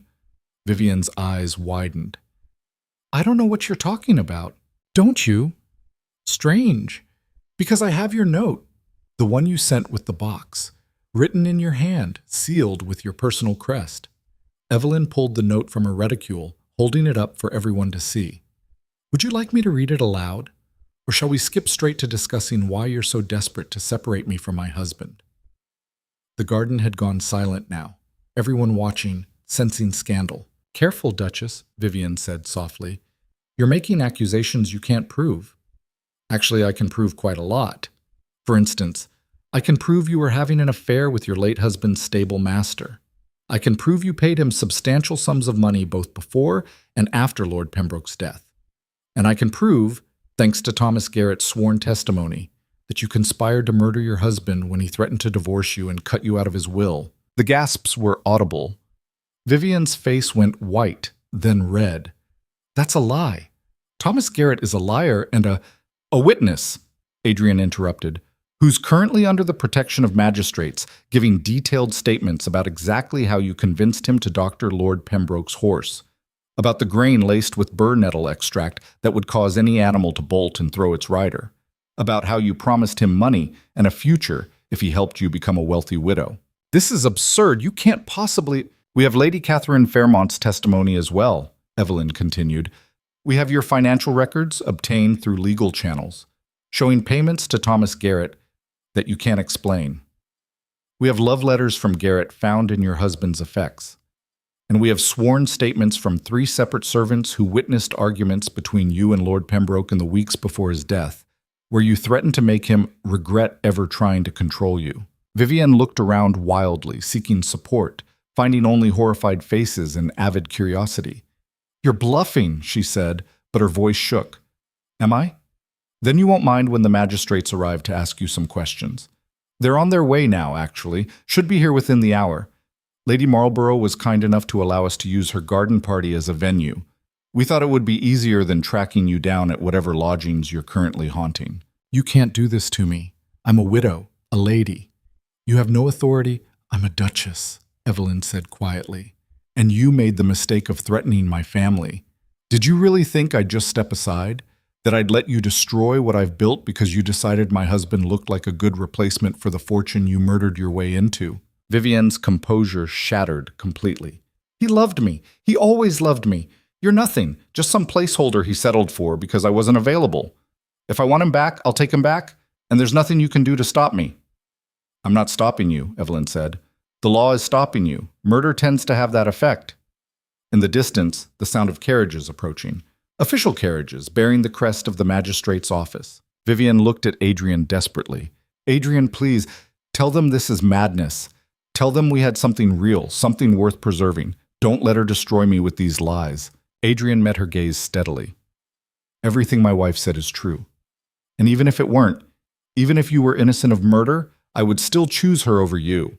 Because she's been loyal when you were faithless, strong when I was weak, patient when I deserved nothing but contempt. She earned my respect, my trust, and my devotion through 7 years of standing beside me while you were off living whatever life you chose.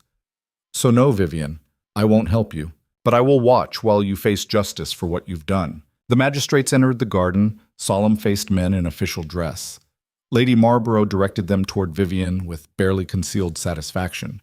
She'd never liked the woman anyway.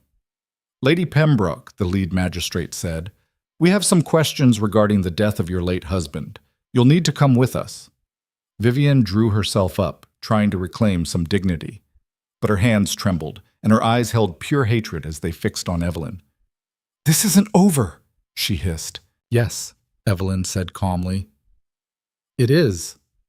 They led Vivian away through a garden full of London's elite, all of them watching, all of them already composing the letters they'd write tonight describing the scandal.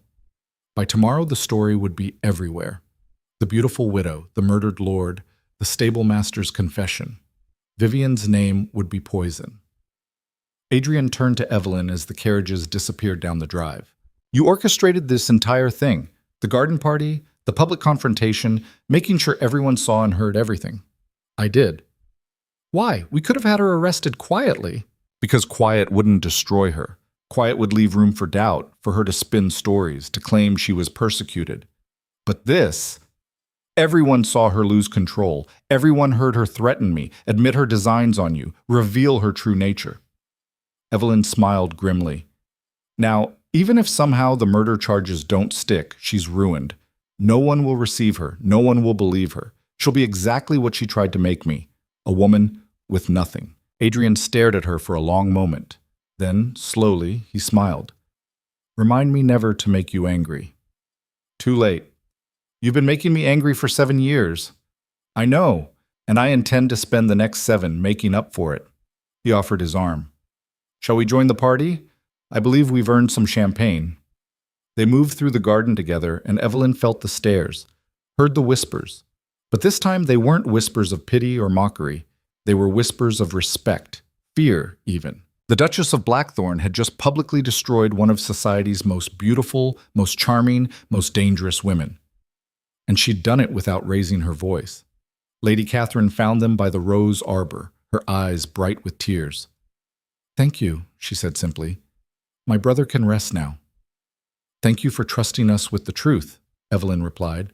As the afternoon wore on, people approached them carefully, respectfully, offering congratulations, expressing shock, making sure they were on the right side of this new power dynamic. Because that's what had shifted today. Not just Vivian's fate, but Evelyn's position. She was no longer the ignored wife, the Duchess in name only. She was the woman who'd taken down a murderer and reclaimed her marriage in front of everyone who mattered. That evening, back at Blackthorn Manor, Evelyn stood in the library where this had all begun, where Vivian had first appeared, smiling and dangerous and so certain of her power. Adrian found her there, 2 glasses of whiskey in hand. He offered her one. To victories, he said. To survival, she countered. They drank in comfortable silence. What happens now? Adrian asked finally. Now? Now we figure out if we can build something real from the wreckage of 7 wasted years. Evelyn set down her glass. I meant what I said about partnership, about respect. But I won't settle for half measures anymore. If we're going to make this marriage work, it has to be real, all of it. I don't know if I remember how to be real with someone. Then we'll learn together. Adrian moved closer, and for the first time in their marriage, when he took her hand, it felt like a beginning instead of an ending. I'm sorry, he said, for everything. For the coldness, the distance, the wasted years. You deserved better. Yes, I did. But I'm choosing to believe we can still have better, starting now. Outside, rain began to fall, the same kind of relentless northern rain that had marked their wedding day 7 years ago. But this time, standing in the library with her husband's hand in hers, and Vivian's threat finally neutralized, Evelyn felt something she hadn't felt in years. Hope. Hope was a dangerous thing to feel, Evelyn discovered. It made you vulnerable, made you believe that maybe, just maybe, the worst was behind you. She should have known better. The trial began 3 weeks later in a London courtroom packed with spectators who'd paid small fortunes for seats.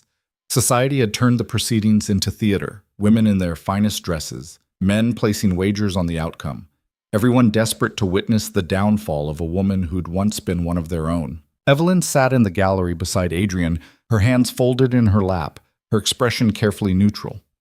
Below, Vivian stood in the dock wearing black silk and an expression of wounded innocence that would have been convincing if you didn't know better. She looks like a victim, Adrian murmured. That's the point. Watch her solicitor. Vivian's defense attorney was Sir Edmund Hale, one of London's most expensive and most ruthless legal minds. He'd built his career on defending the indefensible, on turning juries against prosecutors through sheer force of personality and strategic character assassination.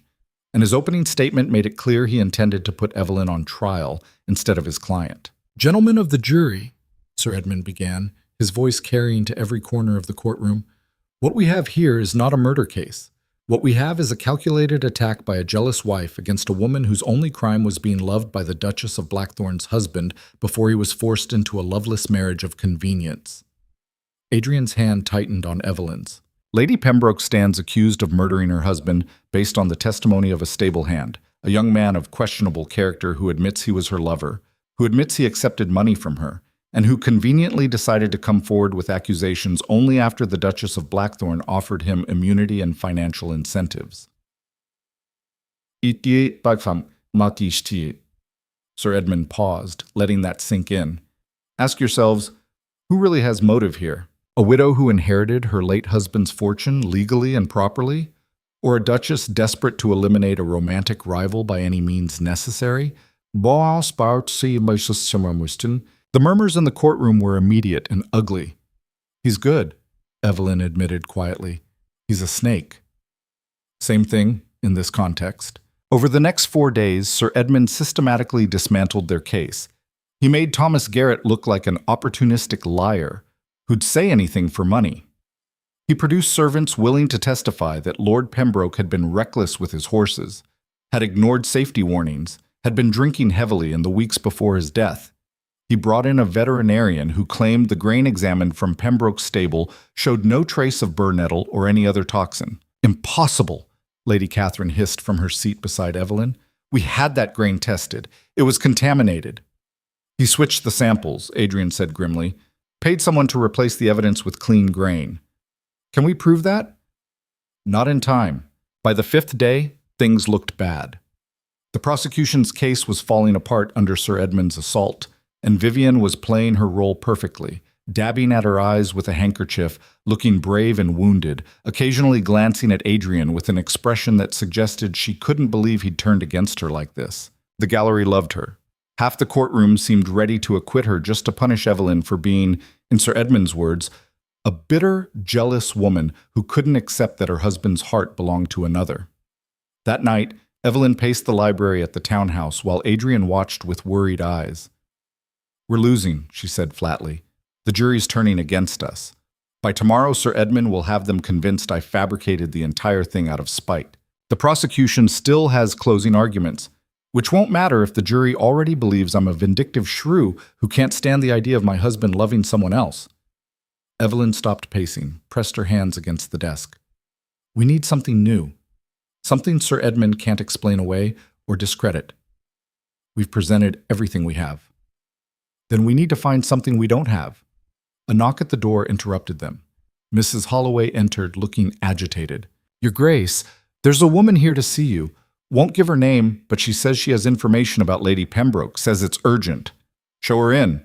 The woman who entered was perhaps 30, plainly dressed, with the careful posture of a servant who'd learned to make herself invisible. She stood just inside the doorway, clutching a worn leather case. Your Grace, your Graces. She bobbed an awkward curtsy. My name is Margaret Davis. I was lady's maid to Lady Pembroke for 6 years, up until 2 months ago when she dismissed me without reference. Evelyn gestured to a chair. Please sit. What information do you have? Margaret sat on the edge of the chair, the case held protectively in her lap. I didn't come forward before because I was frightened. Lady Pembroke, she's not right, Your Grace. Something wrong in her head. I've seen her fly into rages over nothing, break things, hurt people when she thought no one was watching. She's cruel when she wants to be, and clever about hiding it. That doesn't prove she killed her husband, Adrian said carefully. No, Your Grace, but maybe this does. Margaret opened the case, pulled out a small diary bound in red leather. I found this hidden in her things when I was packing to leave. She'd tucked it between the lining and the wood of her traveling trunk, thought no one would ever find it. But I knew all her hiding places, see? She'd had me conceal things before. Letters, money, jewelry she didn't want Lord Pembroke knowing about. She handed the diary to Evelyn with trembling fingers. Evelyn opened it carefully. The handwriting was Vivian's, unmistakable and damning. She read the first entry, dated 2 years before Pembroke's death. The old fool grows more suspicious every day. Watched me at dinner like I was some criminal instead of his wife. Asked where I'd been, who I'd seen, why I needed new dresses, as if his money bought him ownership of my every movement. I dream sometimes of being free, of him simply not existing anymore. An accident, an illness, something that would leave me wealthy and unencumbered. Is it so wrong to want freedom? Evelyn's hand shook as she turned pages, reading entry after entry chronicling Vivian's growing resentment, her escalating fantasies about Pembroke's death, her discovery of Thomas Garrett, and her calculation that he could be useful. Then, dated 6 months before the murder, Thomas is perfect, young, strong, desperate for money and attention, easy to manipulate. I've convinced him that Pembroke is a monster who beats me, that freeing me from this marriage would be heroic. He doesn't realize he's just a tool. When this is over, when I have the fortune and the freedom, I'll discard him like everything else that's outlived its usefulness. And finally, the entry from 3 days before Pembroke died. Everything is ready. Thomas has prepared the grain. Tomorrow, while Pembroke is in London, we'll feed it to Phantom. The horse will bolt at the slightest provocation. All I have to do is suggest we go riding when he returns, choose a difficult trail, and let nature take its course. Pembroke trusts that horse completely. He'll never suspect. By this time next week, I'll be a wealthy widow, and no one will ever know it was anything but a tragic accident. Evelyn looked up, meeting Margaret's eyes. Why didn't you bring this to the authorities immediately? I was scared, Your Grace. Lady Pembroke has powerful friends, and I'm just a lady's maid with no prospects. Who'd believe me over her? But then I heard about the trial, heard how she's making you out to be the villain when you're just trying to stop her from hurting someone else. And I thought maybe if I gave this to you, maybe together we'd have a chance. She'll say it's forged, Adrian warned. Sir Edmund will claim we fabricated it. Not if I testify, Margaret said quietly. Not if I tell them exactly where I found it, exactly when, and let them examine the trunk itself. The hiding place is still there. I checked before coming here. And I kept the key to the trunk, the one she thought she'd lost. They can verify everything. Evelyn stood, crossed to Margaret, and took the woman's hands in hers. You're very brave. Coming forward like this, risking her retaliation. Thank you. I just don't want anyone else to die because of her, Your Grace. She talked about you sometimes when she thought I wasn't listening, talked about how she'd take everything you had, leave you with nothing. She meant it. If she gets away with this, she'll come after you next. The prosecution entered the diary into evidence the following morning. Sir Edmund objected strenuously, claimed it was a forgery, demanded proof of authenticity. But Margaret's testimony was steady and detailed, and when they brought in Vivian's traveling trunk and demonstrated the hidden compartment, the jury leaned forward with renewed interest. Vivian's composure finally cracked. She stood in the dock, her face pale, her eyes wild. That's mine, you can't. You had no right to go through my private things. So you acknowledge the diary is yours? The prosecutor asked mildly. Vivian realized her mistake too late. No. That is, someone must have placed it there. The Duchess, probably. She's been plotting against me from the beginning. She's obsessed with destroying me because she can't stand that Adrian loved me first. Lady Pembroke, the judge said sternly, you will compose yourself or be held in contempt. But Vivian was past composure. 7 years of careful control, 7 years of manipulation and calculated charm, all dissolving under the weight of evidence she couldn't explain away. You don't understand. She turned toward the jury, her voice rising. I did what I had to do. Pembroke was a tyrant, a controlling monster who treated me like property. I suffered for 7 years under his rule. I earned that freedom. I earned that fortune. And then Vivian pointed at Evelyn with a shaking hand. She thinks she can sit in judgment of me? She who married for money just like I did? She who sold herself to the highest bidder and pretended it was respectable? The difference, Evelyn said clearly, standing despite Adrian's attempt to keep her seated, is that I didn't murder my husband when the arrangement became inconvenient. The courtroom erupted. The judge called for order. Sir Edmund tried to salvage the situation, but it was too late. Vivian had condemned herself with her own words, her own rage, her own inability to maintain the mask when it mattered most. The jury deliberated for less than 2 hours. Guilty of murder, guilty of conspiracy, guilty on all counts. Vivian stood silent as the verdict was read, her face blank, her hands gripping the rail of the dock so tightly her knuckles went white. When the judge pronounced her sentence, death by hanging, to be carried out in 6 weeks, she made a sound like something breaking. Then her eyes found Evelyn's across the courtroom. This is your fault, she said, her voice carrying in the sudden silence. All of it. If you had just stepped aside, if you had just accepted that you were never meant to have him. But I do have him, Evelyn interrupted. And you have nothing. You threw away love for money, killed a man for fortune, and tried to destroy me for pride. And now you'll die for it. Not because I'm vindictive, because you're a murderer. They led Vivian away, still screaming threats, still insisting she'd been justified, still unable to accept that the world had finally held her accountable. Outside the courthouse, a crowd had gathered. They cheered when Evelyn and Adrian emerged, actually cheered like she'd done something heroic instead of just refusing to be destroyed. "Duchess, the Duchess, over here!" A journalist from the Times pushed through the crowd. "How does it feel knowing you've brought a murderer to justice?" "It feels like the beginning," Evelyn said carefully. "Not the end." "The beginning of what?" "Of understanding that women don't have to accept being victims. That we can fight back, can demand justice, can refuse to be erased or replaced or destroyed simply because someone more powerful decides we're in the way." The quote would appear in every paper in London by morning. Lady Catherine found them in the crowd, threw her arms around Evelyn despite the breach of etiquette. "Thank you," she whispered. "Thank you for believing me, for fighting when it would have been easier to walk away." "I couldn't walk away. She came into my home, threatened my life, tried to take everything I'd built. Walking away was never an option." They made it back to the townhouse an hour later, exhausted and overwhelmed. Adrian dismissed the servants, poured them both whiskey, and collapsed onto the sofa. "It's over," he said. "Finally over. The trial is over. But we're not." Evelyn sat beside him, close enough that their shoulders touched.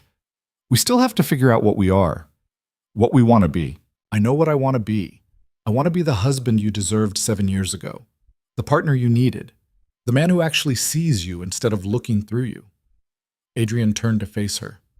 "I was a coward, Evelyn. I let fear and hurt from the past dictate my present.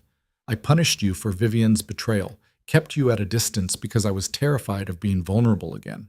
And in doing that, I wasted 7 years we could have spent building something real. You can't get those years back. I know, but maybe I can make the next 7 count. The next 70, if you'll let me try." Evelyn studied his face, the exhaustion in his eyes, the new lines around his mouth, the vulnerability he was finally allowing her to see. This wasn't the cold stranger she'd married. This was a man who'd been broken and was learning, slowly, how to be whole again. "I'm not going to make it easy," she warned. "I'm not going to pretend the past didn't happen or that we can just start fresh like nothing came before. You hurt me. You made me feel worthless and invisible and unwanted for 7 years. That doesn't disappear because you've had an epiphany." "I know. But I'm willing to try, to see if we can build something real from these broken pieces. If you're willing to do the actual work, not just promise to change." "I'm willing. More than willing. I'll spend the rest of my life proving it, if that's what it takes." Evelyn leaned against him, let his arm come around her shoulders, allowed herself to accept the comfort she'd craved for so long. "Then we start tomorrow, together, as actual partners." "Together," Adrian agreed. They sat in silence as the light faded outside, as London settled into evening, as the world continued turning despite everything that had changed. And for the first time in 7 years, sitting beside her husband in their London townhouse, Evelyn felt like she was finally home. The weeks that followed were strange and difficult, and occasionally wonderful. Adrian made efforts, real efforts, not just gestures. He asked about her day, listened when she spoke, invited her to business discussions, and actually valued her opinions. They took walks in the garden, had dinners together, talked about everything they'd avoided for 7 years. It wasn't always smooth. Sometimes old patterns reasserted themselves. Sometimes Adrian withdrew, and Evelyn had to decide whether to let him or push back. Sometimes they argued, real arguments, not cold silences, actual raised voices and slammed doors and honest anger. But they came back together. Always they came back together. "It's progress," Beatrice observed during a visit 6 weeks after the trial. She was staying at Blackthorn Manor while her husband traveled for business, and she'd appointed herself official monitor of Evelyn and Adrian's marriage rehabilitation. "Not perfect, but progress." "Nothing's perfect," Evelyn said. They were in the garden, her garden, the one she'd cultivated over 7 years of loneliness. But now Adrian sometimes joined her here, learning the names of plants, helping with the design for a new section. Perfect is boring. I'll take imperfect and real over perfect and hollow any day. You've changed, you know. You're harder now, sharper. Is that bad? No. It's necessary. The world is hard and sharp. Women who survive it need to be the same. Beatrice paused. Have you heard? About Vivienne? Evelyn's hand stilled on the roses she'd been pruning. What about her? She hanged herself in her cell 3 days ago. Rather than face the scaffold, she took the choice away from the executioner. The pruning shears slipped from Evelyn's fingers, landing in the soft earth. She'd known this day was coming. The execution date had been approaching. But somehow she'd expected, what? Vindication? Relief? Instead, she felt hollow. I'm sorry, Beatrice said quietly. I know she was terrible, but she was still a human being. It's all right to feel complicated about her death. I don't know what I feel. She tried to destroy me. She killed a man. She deserved punishment. But Evelyn looked up at the sky, cloudless and blue. But she was also a woman trapped by the same system that trapped me. She just chose different weapons for survival. Don't do that. Don't make her sympathetic. She had choices, Evelyn. She chose murder. I know. But if things had been different, if she'd married a kind man instead of Pembroke, if society gave women any power beyond manipulation and marriage, would she have been a killer? Or just another wife making the best of a bad situation? You can't save everyone. You can't fix the whole system. No. But maybe I can make it slightly better for the next woman in my position. Evelyn picked up the pruning shears, returned to her work. I've been thinking about starting a foundation for women escaping difficult marriages, providing legal help, financial support, safe places to stay. Lady Catherine wants to help, says it would honor her brother's memory to help other women avoid Vivienne's desperation. Beatrice smiled. There's my sister. The world kicks you down and you turn it into a crusade. Someone has to. That evening, Evelyn told Adrian about Vivienne's death. They were in his study, their study now, since she'd started joining him there in the evenings, sometimes working on her foundation plans while he managed a state business. He took the news silently, staring into the fireplace for a long time. I loved her once, he said finally, or thought I did. And that love turned me into someone cold and cruel, made me hurt you because I was afraid of being hurt again. You're not that person anymore. I'm trying not to be. But sometimes I wonder if she'd never come back. If none of this had happened, would we still be living separate lives? Would I have ever seen you, really seen you? I don't know. Maybe, maybe not. But she did come back, and it forced us both to decide who we wanted to be. Evelyn moved to stand beside him at the fireplace. I'm sorry she's dead. I'm sorry her life led her to such darkness. But I can't regret that we fought back, that we refused to be her victims. Adrian pulled her close, and she went into his arms without hesitation now. Still learning the shape of this new intimacy, still figuring out how to be close without old fears interfering, but trying, always trying. What happens now? He asked. Now? Now we live. We build the foundation. We work on our marriage. We prove that two broken people can create something whole if they're willing to do the work. And if we fail, then we fail together, which is still better than succeeding alone. The foundation launched 6 months later in a ceremony attended by half of London's elite and twice as many journalists. Evelyn stood at the podium, looking out at faces both friendly and skeptical, and spoke about the reality of women's lives behind closed doors. We pretend everything is civilized, she said. We pretend marriages are partnerships and women are protected. But the truth is messier. The truth is that too many women are trapped by law, by custom, by economic necessity, in situations that range from merely unhappy to genuinely dangerous. And society tells them to endure it. To be grateful for the protection of marriage no matter the cost. She paused, letting her words settle. This foundation exists for the women who refuse to endure quietly, for the women brave enough to say, this is not enough. I deserve better. We will provide legal assistance, temporary housing, job training, and financial support. We will be the safety net that society refuses to provide, because every woman deserves the chance to escape, to survive, to thrive. The applause was thunderous, and in the front row, Adrian stood with the rest, his pride visible for everyone to see. That night, they held a small dinner at Blackthorn Manor for the Foundation's key supporters. Lady Catherine gave a moving speech about her brother and the importance of their work. Beatrice charmed the wealthy donors into opening their purses wider. Mrs. Holloway oversaw a meal that had everyone praising the excellence of the Blackthorn kitchens. And Evelyn, watching it all unfold, felt something she'd almost forgotten existed. Joy. Pure, uncomplicated joy. "You did this," Adrian said quietly, finding her alone on the terrace after dinner. "You took tragedy and turned it into purpose. Took pain and made it power." "We did this," she corrected. "Your financial support made it possible. My money, your vision, your courage, your refusal to be defeated." He took her hands. "I'm proud of you. I should have said that earlier, in front of everyone, but I'm saying it now. I am so incredibly proud to be your husband." Evelyn felt tears prick her eyes. Happy tears this time, not the bitter ones she'd shed alone for so many years. "Ask me again," she said. "Ask you what?" "What you asked 7 years ago, at our wedding, when we were strangers making promises neither of us believed in." Adrian understood. He brought her hands to his lips, kissed her knuckles gently. "Evelyn Carrington, Duchess of Blackthorn, will you be my wife? Not in name or convenience, but in truth? Will you build a life with me, fight beside me, teach me how to be the man worthy of your partnership?" "Yes," she said. "Yes, I will. Again and forever. For real this time." He kissed her then, there on the terrace of Blackthorn Manor with their guests inside and the northern stars overhead and 7 years of mistakes behind them. And it felt like a first kiss, like a beginning, like everything they should have been from the start. The years that followed weren't perfect. They argued sometimes, hurt each other occasionally, made mistakes they had to apologize for. But they were real. They were partners.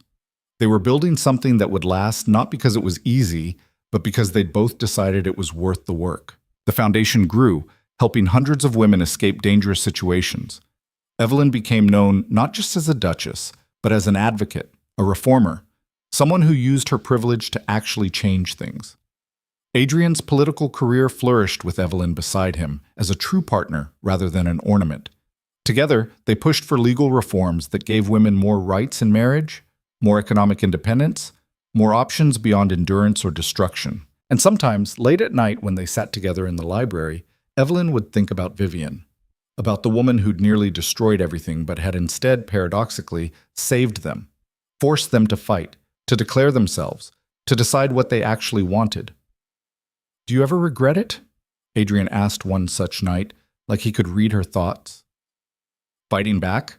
It would have been easier to just let her win. Easier isn't always better. And no, I don't regret it.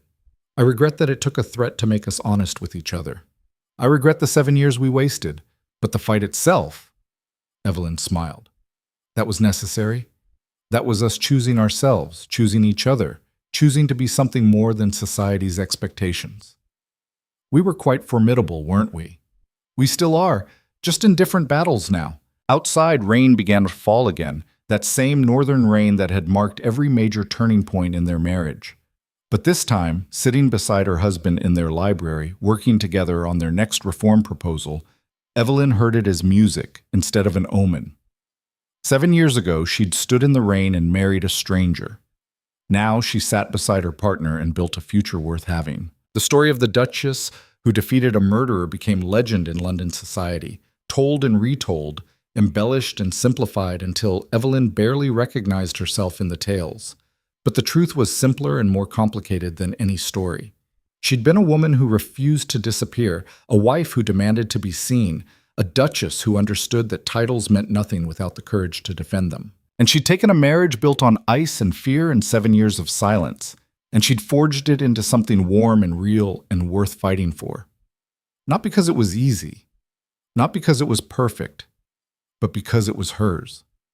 And she'd learned, finally, that she was worth fighting for, that her voice mattered, that her choices had power, that a woman could rewrite her own ending if she was brave enough to pick up the pen. Years later, when young women came to the foundation seeking help, Evelyn would tell them the same thing. You are not trapped by the story someone else wrote for you. You can fight back, you can demand better, You can survive and thrive and create a life that belongs to you. It won't be easy. It will cost you, but you are worth the price. And she meant every word, because she'd paid that price herself.